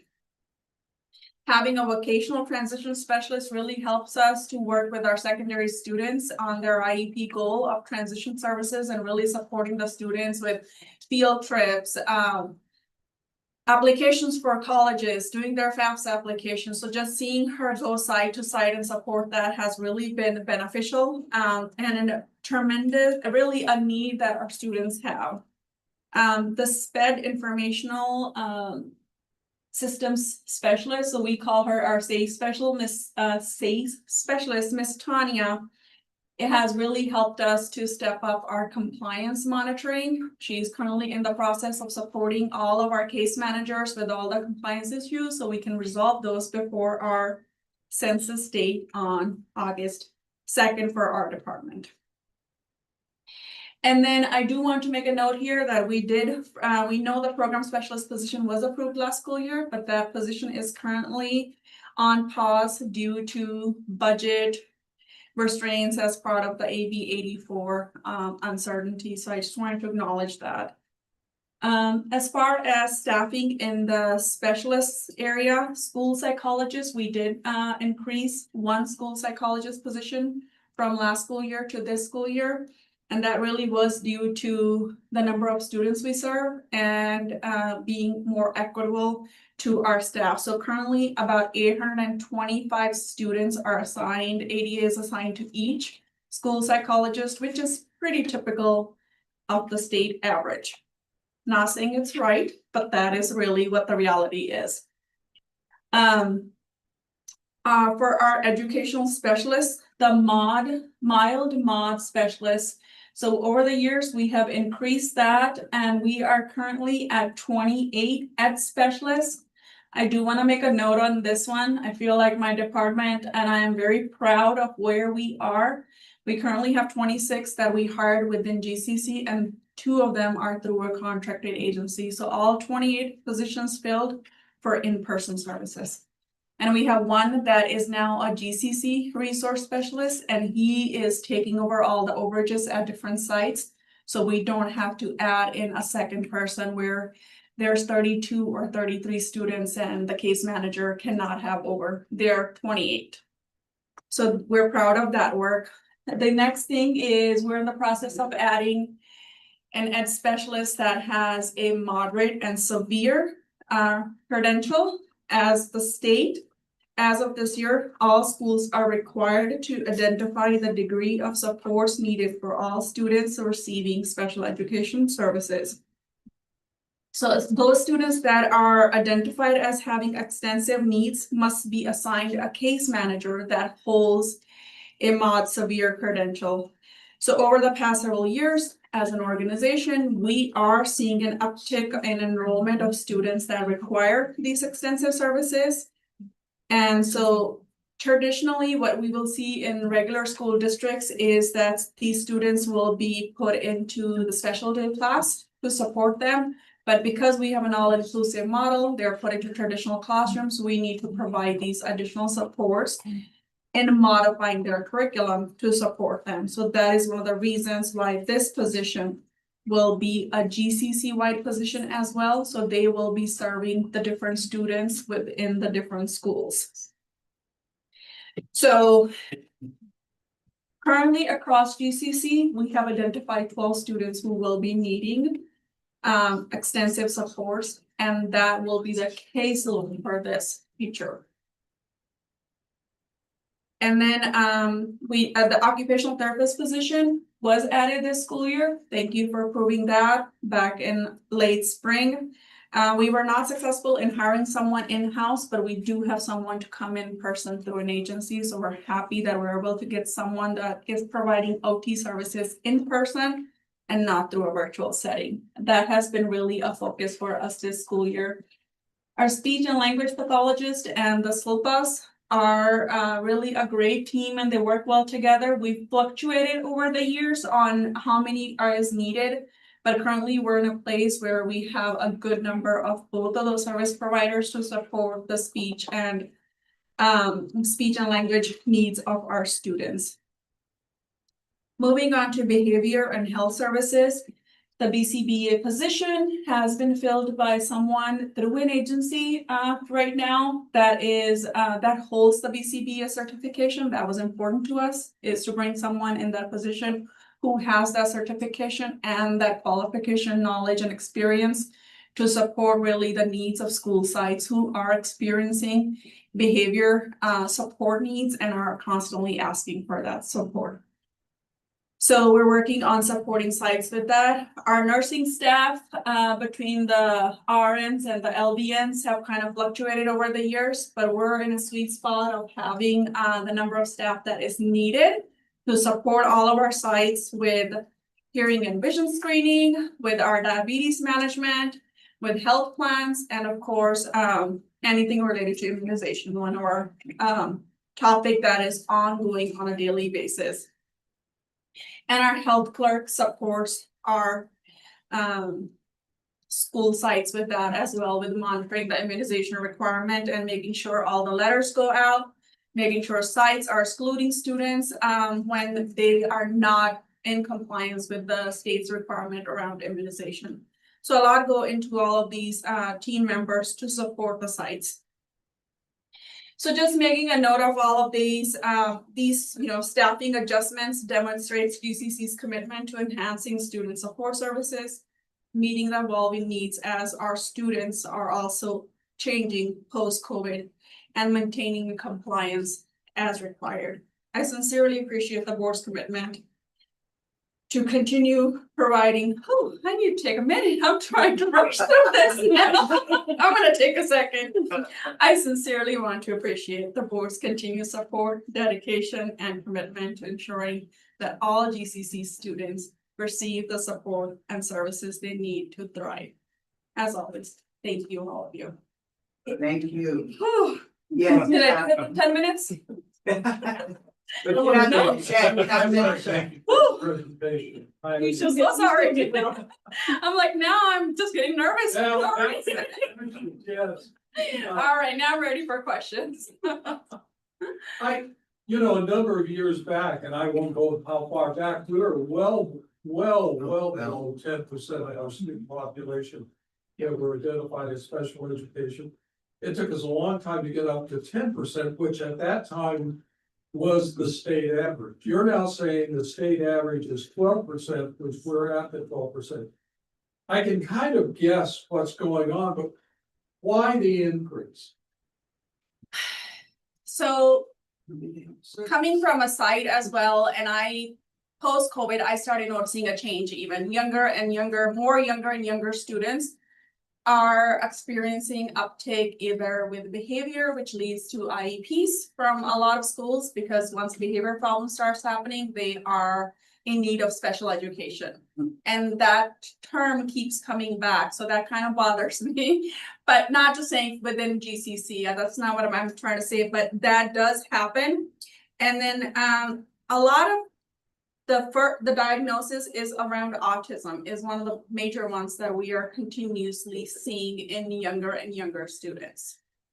Autism and nonverbal. So we are seeing that normally. We would hold off to start talking about IEPs up maybe sometime late first grade into second grade, but now the trend is upticking in transitional kinder and kinder, where students are receiving an IEP because we know that's the right decision for the student. That was kind of my guess. And Jack, It's just identifying better testing. yeah, that's what I was gonna say. We've got people now to do this. Up until a few years ago, we didn't. We did not have the services, but if you look at the people here, we got people in each of the categories as it should have been. We are now where we should have been some time ago, so that we can provide the services to the students as needed.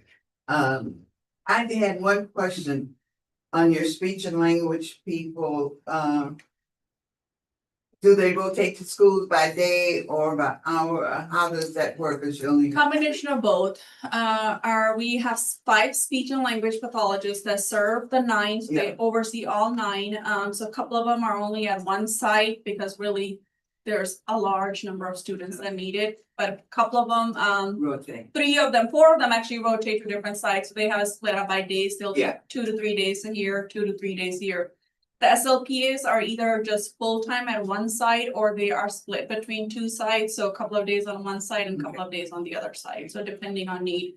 But we don't have them moving multiple times a day. Like you may be assigned Monday, Tuesday at one side, Wednesday, Friday, you're at another site. Unless you have an IEP, then you will have to be able to travel because you don't switch your services for the students. So yes, that does happen. Thank you. Any other comments? Yeah, I need to tell you, I used to work with special education. Thank you so much. Thank you. Sorry, rushing through your report. No problem.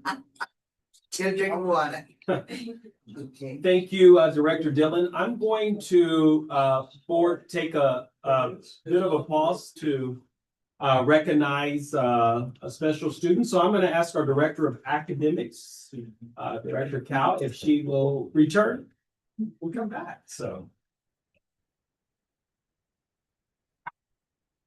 Well, good afternoon again. Board of Directors, thank you for the opportunity to share and celebrate the accomplishments of one of our own students. At this time, I'd like to invite Paulina Dimchik to join me up front. I'm gonna embarrass her a little bit. Paulina began her educational journey at CCCS West Sacramento when she was shorter than me. And completed her elementary and middle school years at Epic, where she successfully finished both the PYP and MYP International Baccalaureate programs. She then continued her IB journey at Intercom High School and Natomas Unified, where she became the first GCC IB student to graduate with a full IB diploma. This is an extraordinary accomplishment. The IB Diploma Program is a rigorous, internationally recognized course of study that requires students to complete 6 challenging courses, sit for comprehensive exams, and earn a cumulative score high enough to be awarded the diploma. Many students pass some exams but do not achieve the full diploma. Paulina successfully completed the full diploma. Out of a graduating class of more than 500 at Intercom, only 18 students earned the IB diploma in 2025. Paulina not only achieved this honor, but also graduated in the top 30 of her class with a 4.8 GPA and 30 quarter units of college credit already earned towards her undergraduate degree. She has been accepted to UC San Diego, where she will begin this fall majoring in nano engineering. I don't know if mom and dad are ready. In addition to her academic excellence, Paulina earned 2 state seals of biliteracy, one in Russian and one in Spanish. She is a well-rounded individual, an accomplished soccer player with Natomas FA, a talented pianist, and a dedicated community volunteer. She has given her time as a soccer coach for children with disabilities and a coach for a girls' soccer team, showing both leadership and compassion. As Paulina's 3rd grade teacher, I can say with certainty that her success comes at no surprise. Even at a young age, it was clear to me and everyone who had the privilege of working with her that she would go on to achieve great things. I have no doubt that this is only the beginning of a journey filled with remarkable accomplishments. Today, it is my honor to present the Certificate of Achievement to Paulina Dimchik. This recognition celebrates her exceptional dedication and perseverance in completing the rigorous International Baccalaureate program. By earning 2 state seals of illiteracy and excelling across so many areas, Paulina has demonstrated not only global competence and academic excellence, but also a commitment to lifelong learning. On behalf of Gateway Community Charters, we proudly say congratulations, Paulina, and best wishes for a bright and successful future. Yes.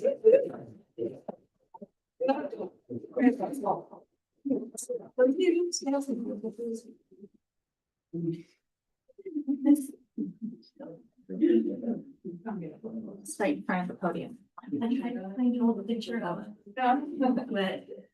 Paulina, on behalf of the board, I was making sure they were sending that for me. we appreciate you and thank you so much. I wish you were in teaching education because I think I'm back here. For years. Thank you so much. So I know the rest of the board will probably want to shake your hand and congratulate you. So board, I'll let you come on around and also join President Campbell and myself with the picture. And Congratulations. Mom, I know you want to get a picture.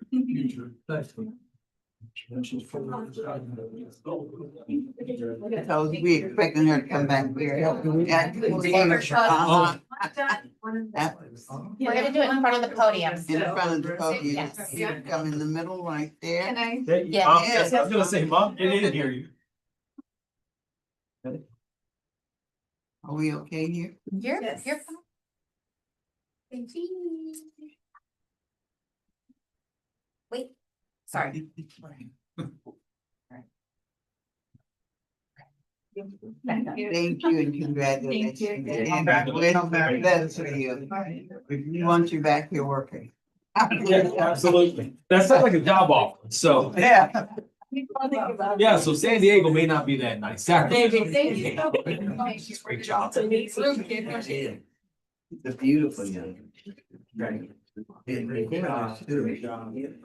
Beautiful. Thank you so much. She can go anywhere she wants to go. I'm Jelly. I come back, I'm gonna come back. Thank you. Oh, yeah. Thank you for having us. Thank you. No, thank you. Thank you. Yes, congratulations. And I wanna go to the agent too. Right, thank you, All right. Board, for allowing us to take that moment. Again, as we continue to grow as an organization, it's wonderful to acknowledge our alum and students who have gone through our programs and continue to be successful. So, And yes, please. I understand from her mother that her sister is following the same program. Yes. Oh, wow. Oh, is her Just sister? a few years behind, yeah. Yeah. It's amazing. So we're Yeah, sure. definitely looking forward to recognizing the sister here in a few. There you go.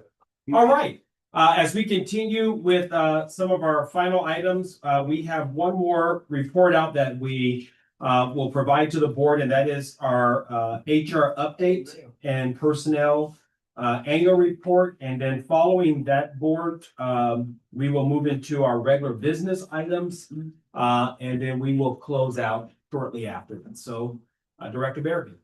Good afternoon, everyone. I was told that I also have 10 minutes, so I'm gonna try to go as fast as I can.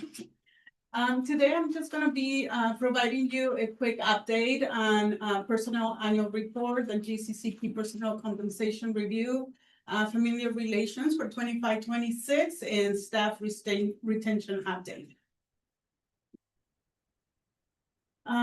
So staffing or schools in GCC Central Office continues to be the #1 priority for the HR department. We continue to attend job fairs, advertise on EdJoin, SAC Jobs, Handshake, and many of our community job centers for all certificate and classified positions. In addition, we also advertise in social media. I'm including information over staffing at the start of the school year for the last 4 years. Well, this year and the previous three years.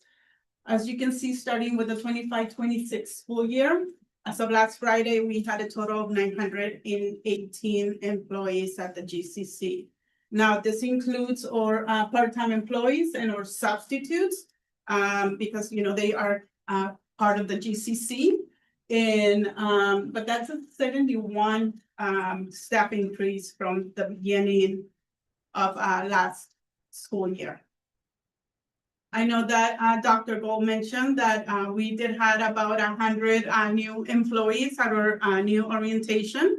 And so many of those vacant positions that we had for several years are now, being filled by an employee in that position. And that's the reason for, the big increase. Again, the employees that have been leaving the GCC is due to, wanting to work closer from home and being able to have a better work and family balance. We actually did had a few retirements last year, which, that's when I first started at GCC, we didn't really have anyone retire. But in the last couple of years, we've been having employees retire. So it's great to see, that after so many years of them working in education, they get to go and retire. We have a few vacant positions still, even though, we onboarded about 100 employees. Many of the positions that we have for the central office are for our SPED department because they continue to grow and they need the staff to be able to support all of our school sites. We have a few vacant positions among our CCCS schools, Connections Academy. The 2 positions that are listed, we actually have for certificated. They're conducting interviews this week. We've been lucky enough that enrollment has had a need for new staff and that we continue to receive applicants and they're actually doing interviews this week. And we have a pending offer for the admin assistant. CCCS high school and TK8, we do have a few vacant positions still. And again, we are hiring for those positions as well with our virtual academy. For COA Elementary, we're starting the school year with 5 vacant teacher positions.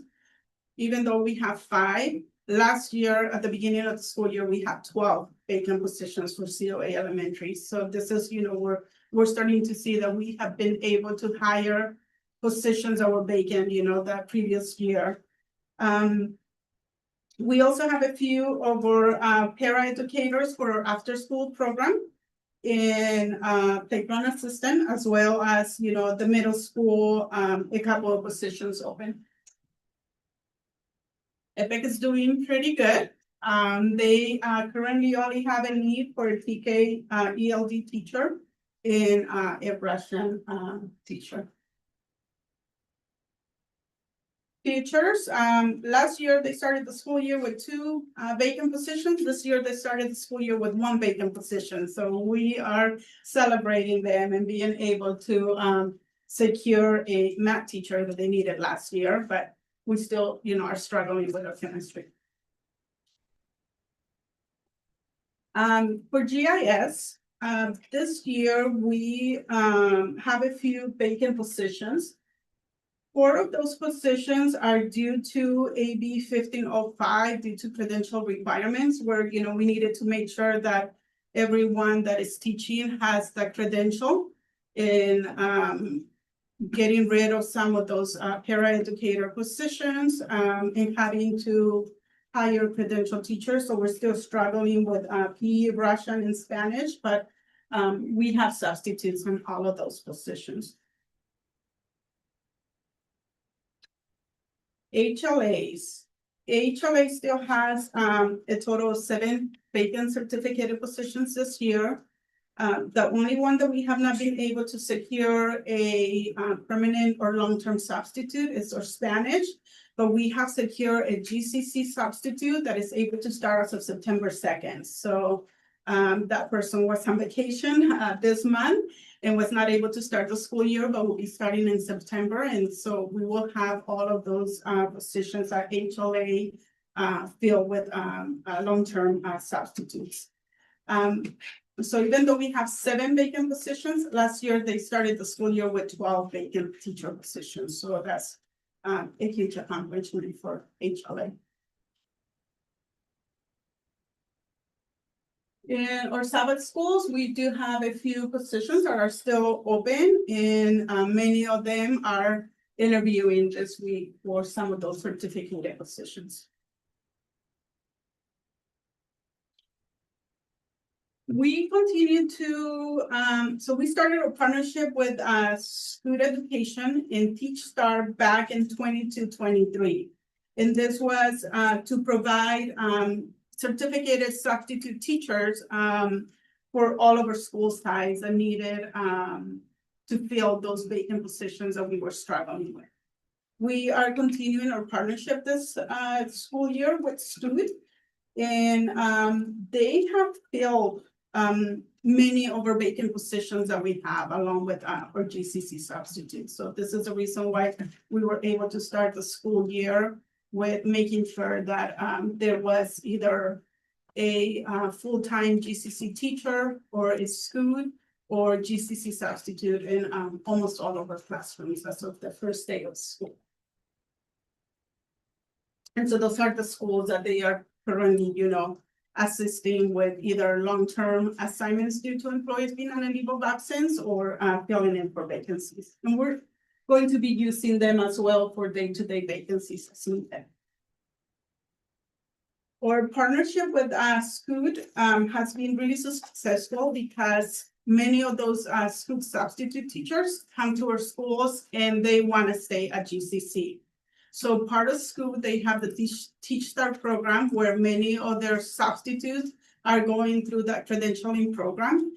And we have been able to hire many interns, teachers for our schools. So we started with school year 23-24, where 4 of those Teach Star fellows, how they Scoop calls them, became GCC employees with intern credentials. For 24-25 year, we hired 6 of those interns. And this year, we have a total of 11. And we are in the process of possibly getting a couple more. Last year, we started a partnership with Swing Education to provide classified support at our school sites. Many of our sites, especially for the after-school program, need to make sure that they have those paraeducators to support students due to the student employee ratio. And we started this partnership to be able to make sure that our schools have that support that they need. This year, we continue in the partnership, and we currently have 2 long-term placements at HLA and GIS.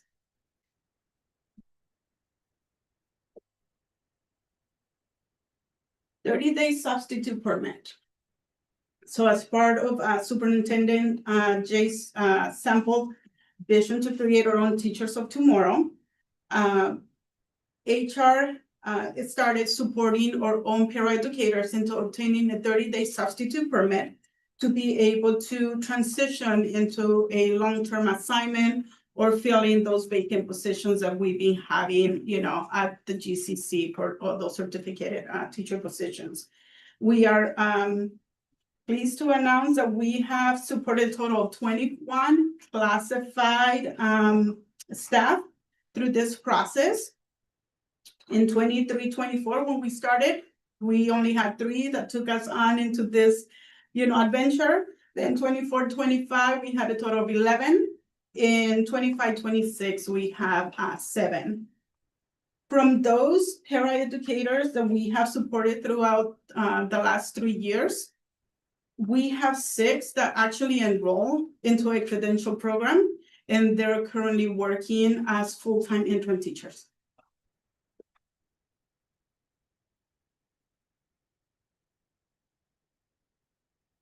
This year, we're starting with GCC preferred substitute teachers as we continue to find ways to better assist our school sites with their certificated staff needs.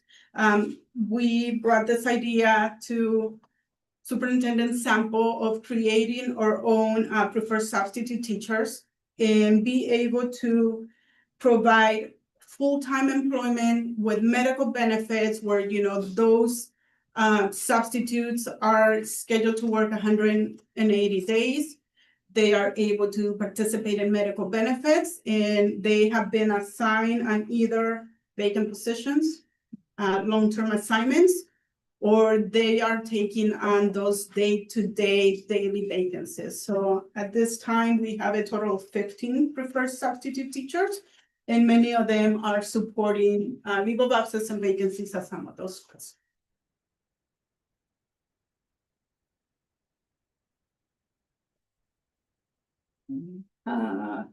The next section is going to be compensation review policy. And this was established, to ensure best practices in compensation management and to maintain transparency and salary placement and adjustments and provide a structured process for reviewing superintendent and cabinet level salaries. With the review, we looked at schools that had approximately 3,000 to 8,000 students, and some of the positions that we have at GCC are unique because not all of the districts or charter schools have the same positions, and so we looked at comparable positions. Starting with superintendent, CEO salaries. You can see the salaries among some of the schools that we looked in districts. Many of them do not have their salaries posted for the current school year, so we're using, the most current salary schedules that are available. And we did the same with cabinet level salary comparables. We tried to look at the same schools for all positions to make sure that, they're being consistent. The next section is gonna be familiar relations or anti-nepotism. So consistent with GCC principles, that employees and prospective employees are to be hired, evaluated, and advanced on the basis of individual merit without regarding to race, sex, religion, sexual orientation, national origin, or any other factors. GCC has established guidelines designed to prevent favoritism in conflicts of interest. So for that, GCC maintains a list of every employee that we hire. Once we find out that they are related to somebody, we update the list. We make sure that they are not the person that they're related to. It's not their direct supervisor, to make sure that, you know, we don't have any conflicts. And at the beginning of the school year, we have approximately 84 employees that have familiar relations. And we have from sister-in-law, sisters, wife, daughters, fathers, and a little bit of everything. So it's good to know that our employees are happy working here. They like our benefits. They acknowledge, you know, that we are a good organization and that they encourage their family to come and work for us.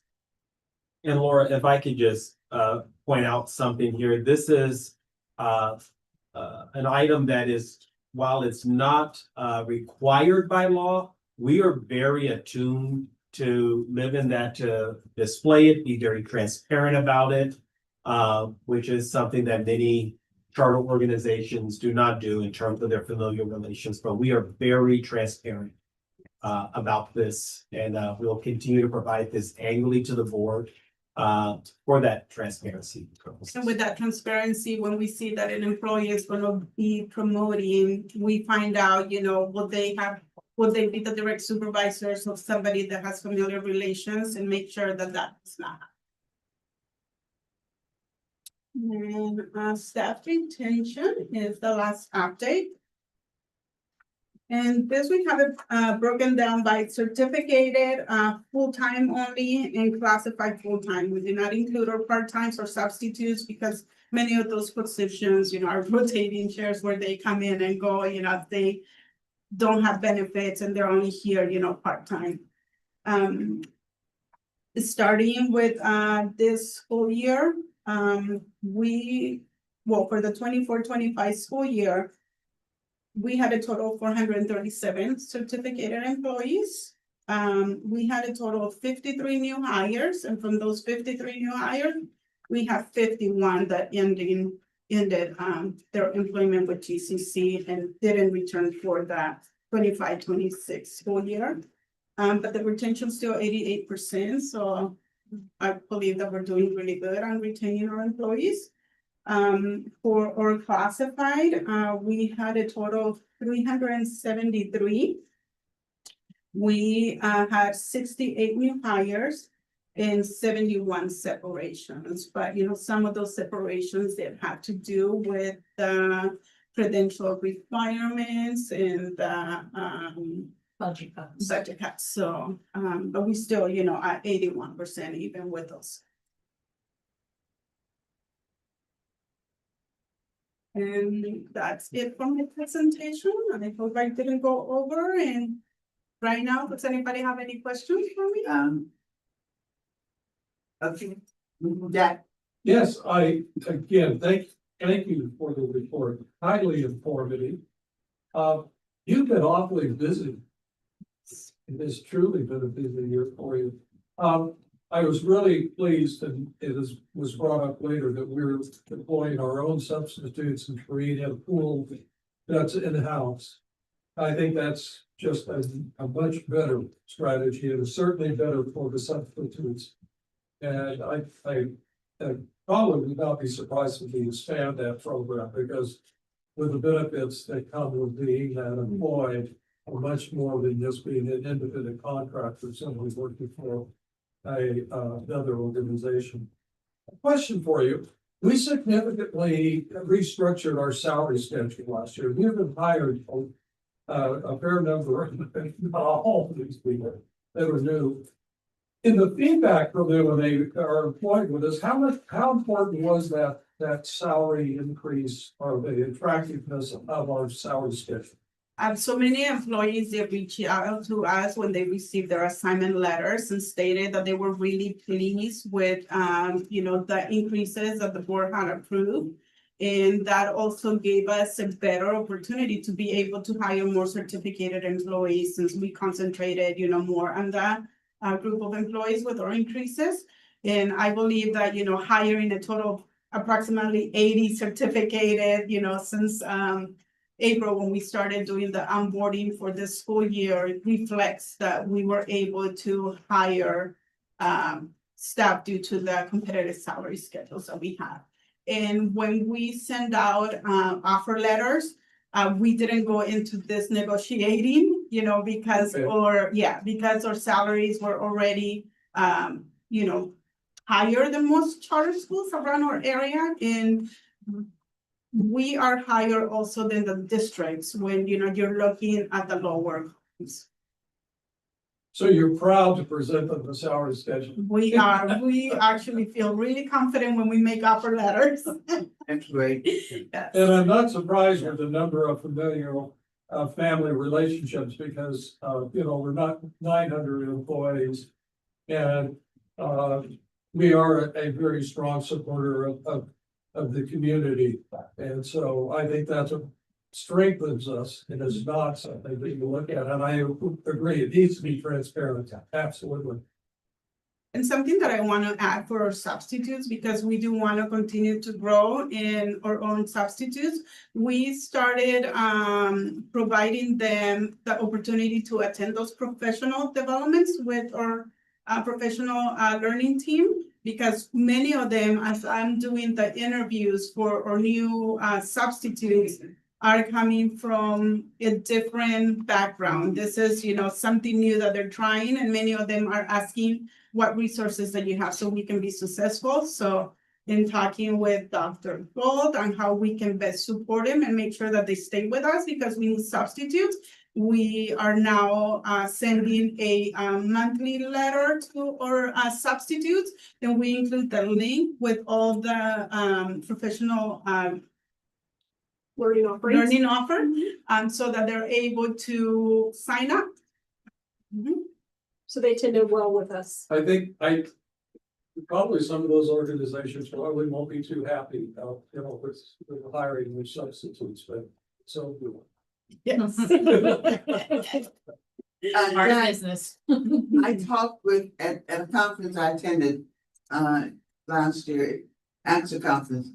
I talked with two of the gentlemen who were CEOs of Scoop, and they were just so pleased with what we do here. Okay. And I introduced myself, they had a table, they were vendors.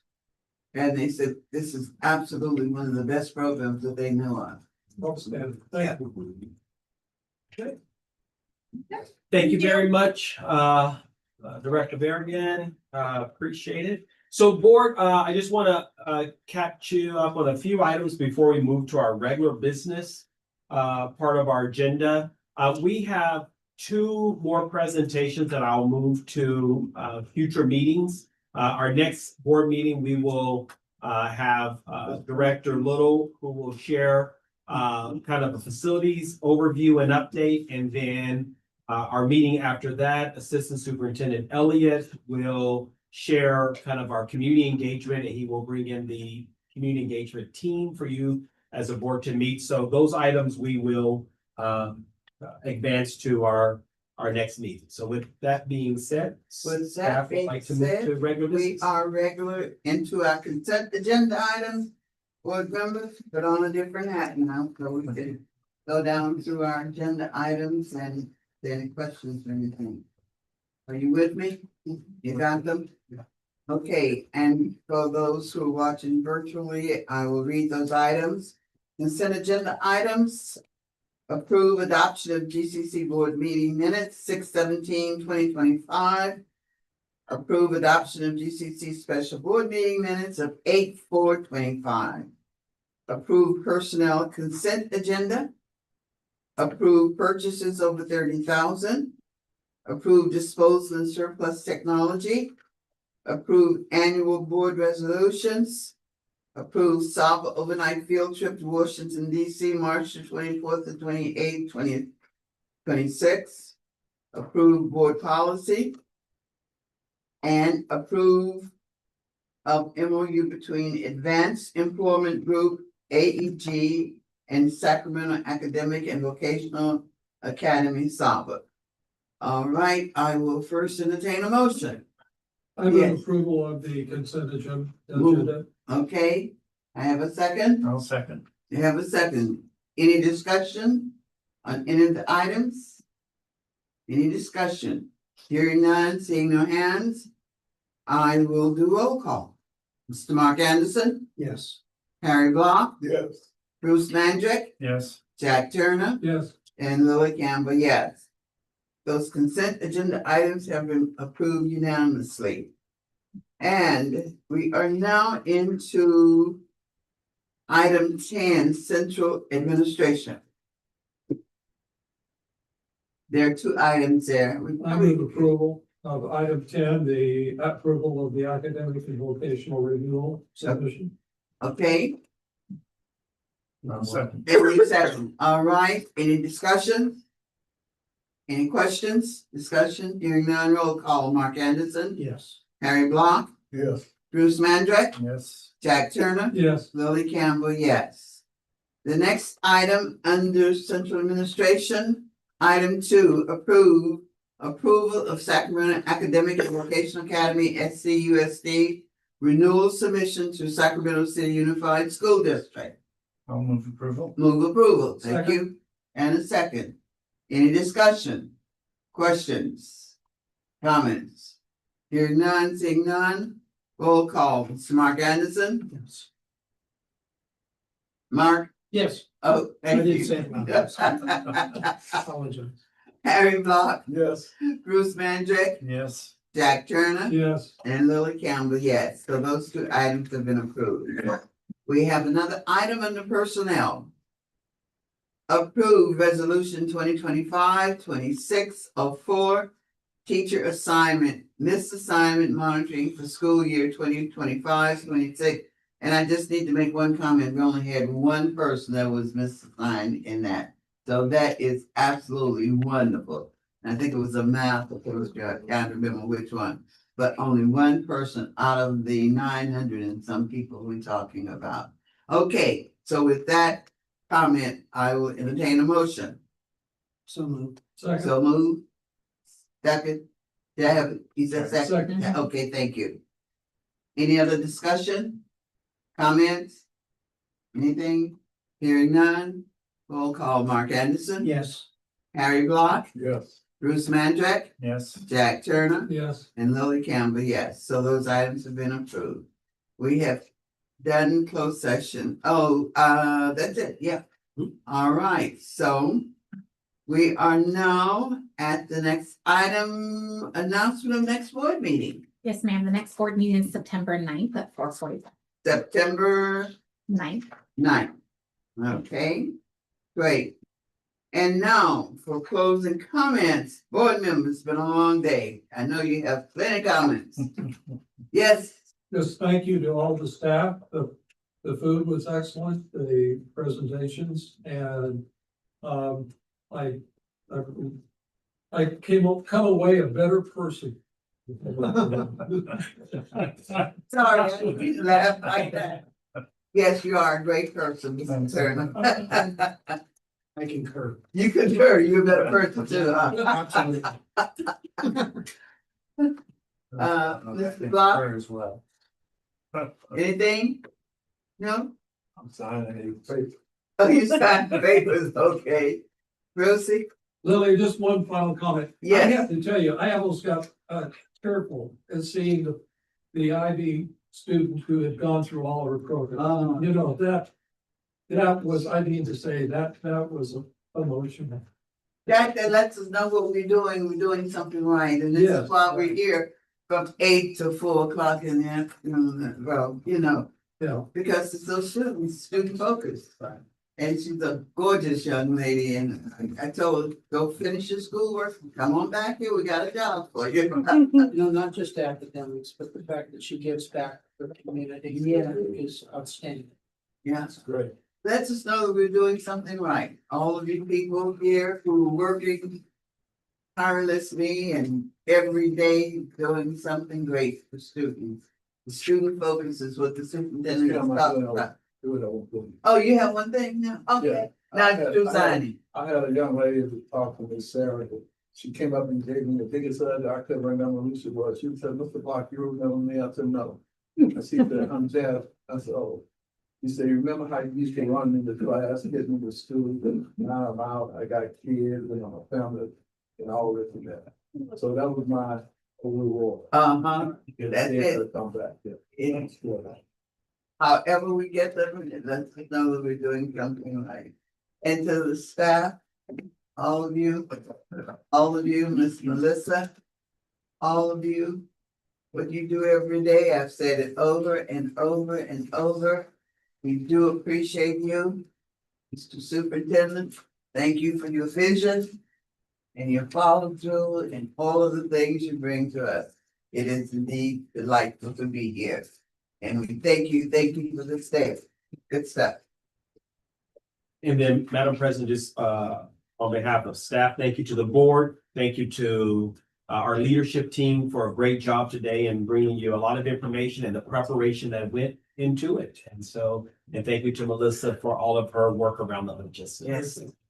The food, everything, the technology. And as much as she's not here in person, Assistant Superintendent DeCoy has been tracking and following the meeting, all meetings. Oh, great. Sending notes and information. So want to wish her well and get well.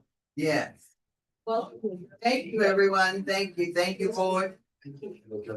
Yes, oh, that's right, I gotta do it in German. I'm sorry. I'll say. I move to second, all in favor adjournment? Aye. Ayes have it, meetings adjourned.